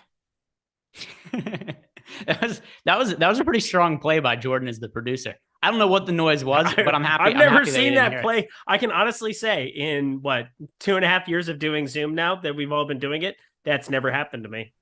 Yeah, that was that was hilarious. That once I realized what was happening, that's hilarious, Jordan. I in real time, I didn't know what it was. I thought Eric was just doing something stupid where we couldn't hear him and he was pretending he was making a noise. That was good. Shane Daly, Eric, greeting cool guys at 10-year high school reunion, or Eric asking to merge in car lanes. Oh, is that the jazz hands thing we're talking about? Hey, all you cool cats and kittens. Hey, all you cool kids. That one. There's still a thing whenever Eric is trying to do an impression of a corny person, it's like 75% of his Jason Roslin impression. Hey, all you PGA DFS golf fans. Yeah, because that's also your corny white guy impression. It's a lot of what your Jason Roslin impression is, which I don't think is incorrect, by the way. I think he's a great value on this week's slate. I'm pretty sure Tom Kim's going to play good golf. He's a bobblehead. Oh, that's the SNL version of Jason Roslin. There is no SNL version of Jason Roslin. That's what it is. Again, you have to do the caricature of the person, and it's out of love and respect. Think before you type. Eric, by the way, Oprah, did AD get hurt? Get a ban. Everybody gets a ban. Did he really? Let's see. By the way, I bet AD at 70-1 to win MVP 2 days ago. That must have been nice. Did you do it in the middle of him? I don't know, scoring 55 and 17. Oh, yep, going to the locker room. Yep. Anthony Davis in the locker room. Classic Anthony Davis. 0% Anthony Davis. That feels good. Got a super chat here from Think Before You Type. That's not what most people in the chat do, which, by the way, I prefer it that way. But think before you type. Eric, Oprah, you get a ban. You get a ban. Everybody gets a ban. Yeah, that's true. Eric was banning left and right this week. He went on a banning spree. Well, some people were just being extra mean, in my defense. You say extra mean things, you get extra banning. How many people do you think how many people do you think I've banned in my time here? 0 is my guess. But you're also a robot who doesn't have a sports team. 0.0. 0 point. So I don't ban it. The only people I ban are the sex bots that pop up, which, by the way, they went away. They stopped showing up because I banned all of them, I think. But or they stopped finding us attractive, one of the two. But probably most likely. But yeah, the sex bots, they weren't getting any action on our channel and they went away. Let's see. Let's try to find out what happened with Anthony Davis. By the way, Arkathel's I could have an answer with this is easier than me DMing Arkathel's back. He says that he just DM'd me back. He's here. He still can't see himself in chat. Yeah, we're gonna have to wait. The show ends in 6 minutes, Arkathelza, and then we're gonna be able to do it, and we'll be able to unban you in chat. But it actually takes a little bit of time to do it because YouTube is incredibly annoying. I promise we're going to get you unbanned. Eric is not allowed to be finished with work today until you're unbanned. This is going to be our job. After we're done with the show, we're going to sit here until Arcethels is unbanned, and Eric is going to have to reflect on what he's done. I have an 11-game NBA slate that I have about 3 hours of work ahead of me. Actually, should have thought about that before you started banning people. No more banning people. Even Nate the Great. Eric, chill with the banning. Do we know what happened with Anthony Davis other than he went to the locker room? Nope. All right, Anthony Davis. I'm looking on. Did anybody see? Did he get? I don't have the game playing on my other screen in here. No, I'm watching Bojan, who is still not on the board yet. Anthony Davis. Do we know what he hurt? Anthony Davis. It's funny because you look up Anthony Davis to try to find out what he hurt, and it's just 10 million tweets calling him a pussy. Like there's no substantial information. There's no video on what had happened. It's just making fun of Anthony Davis. Malcolm Revamp left us a super chat. Who to play for FanDuel single game Denver versus Dallas for cash? Let me run lineups for that because I did not build lineups for the single game between Dallas and Denver. Off the top of my head, it seems. By the way, also Malcolm Revamp. Are you talking about FanDuel or DraftKings? You don't have to leave another super chat. Just answer in the chat, and then I'll run a set of lineups. Give us the answer. Because I don't. I mean, it's going to be different if I answer for FanDuel or DraftKings. By the way, good point by over under. Thomas Bryant is going off now. If Anthony Davis doesn't come back in the game, pretty good chance that happens. Yep, that would be pretty wild. Pretty wild. He's already got 5-1. Which Eric brought up the other day as something that happens when somebody gets hurt.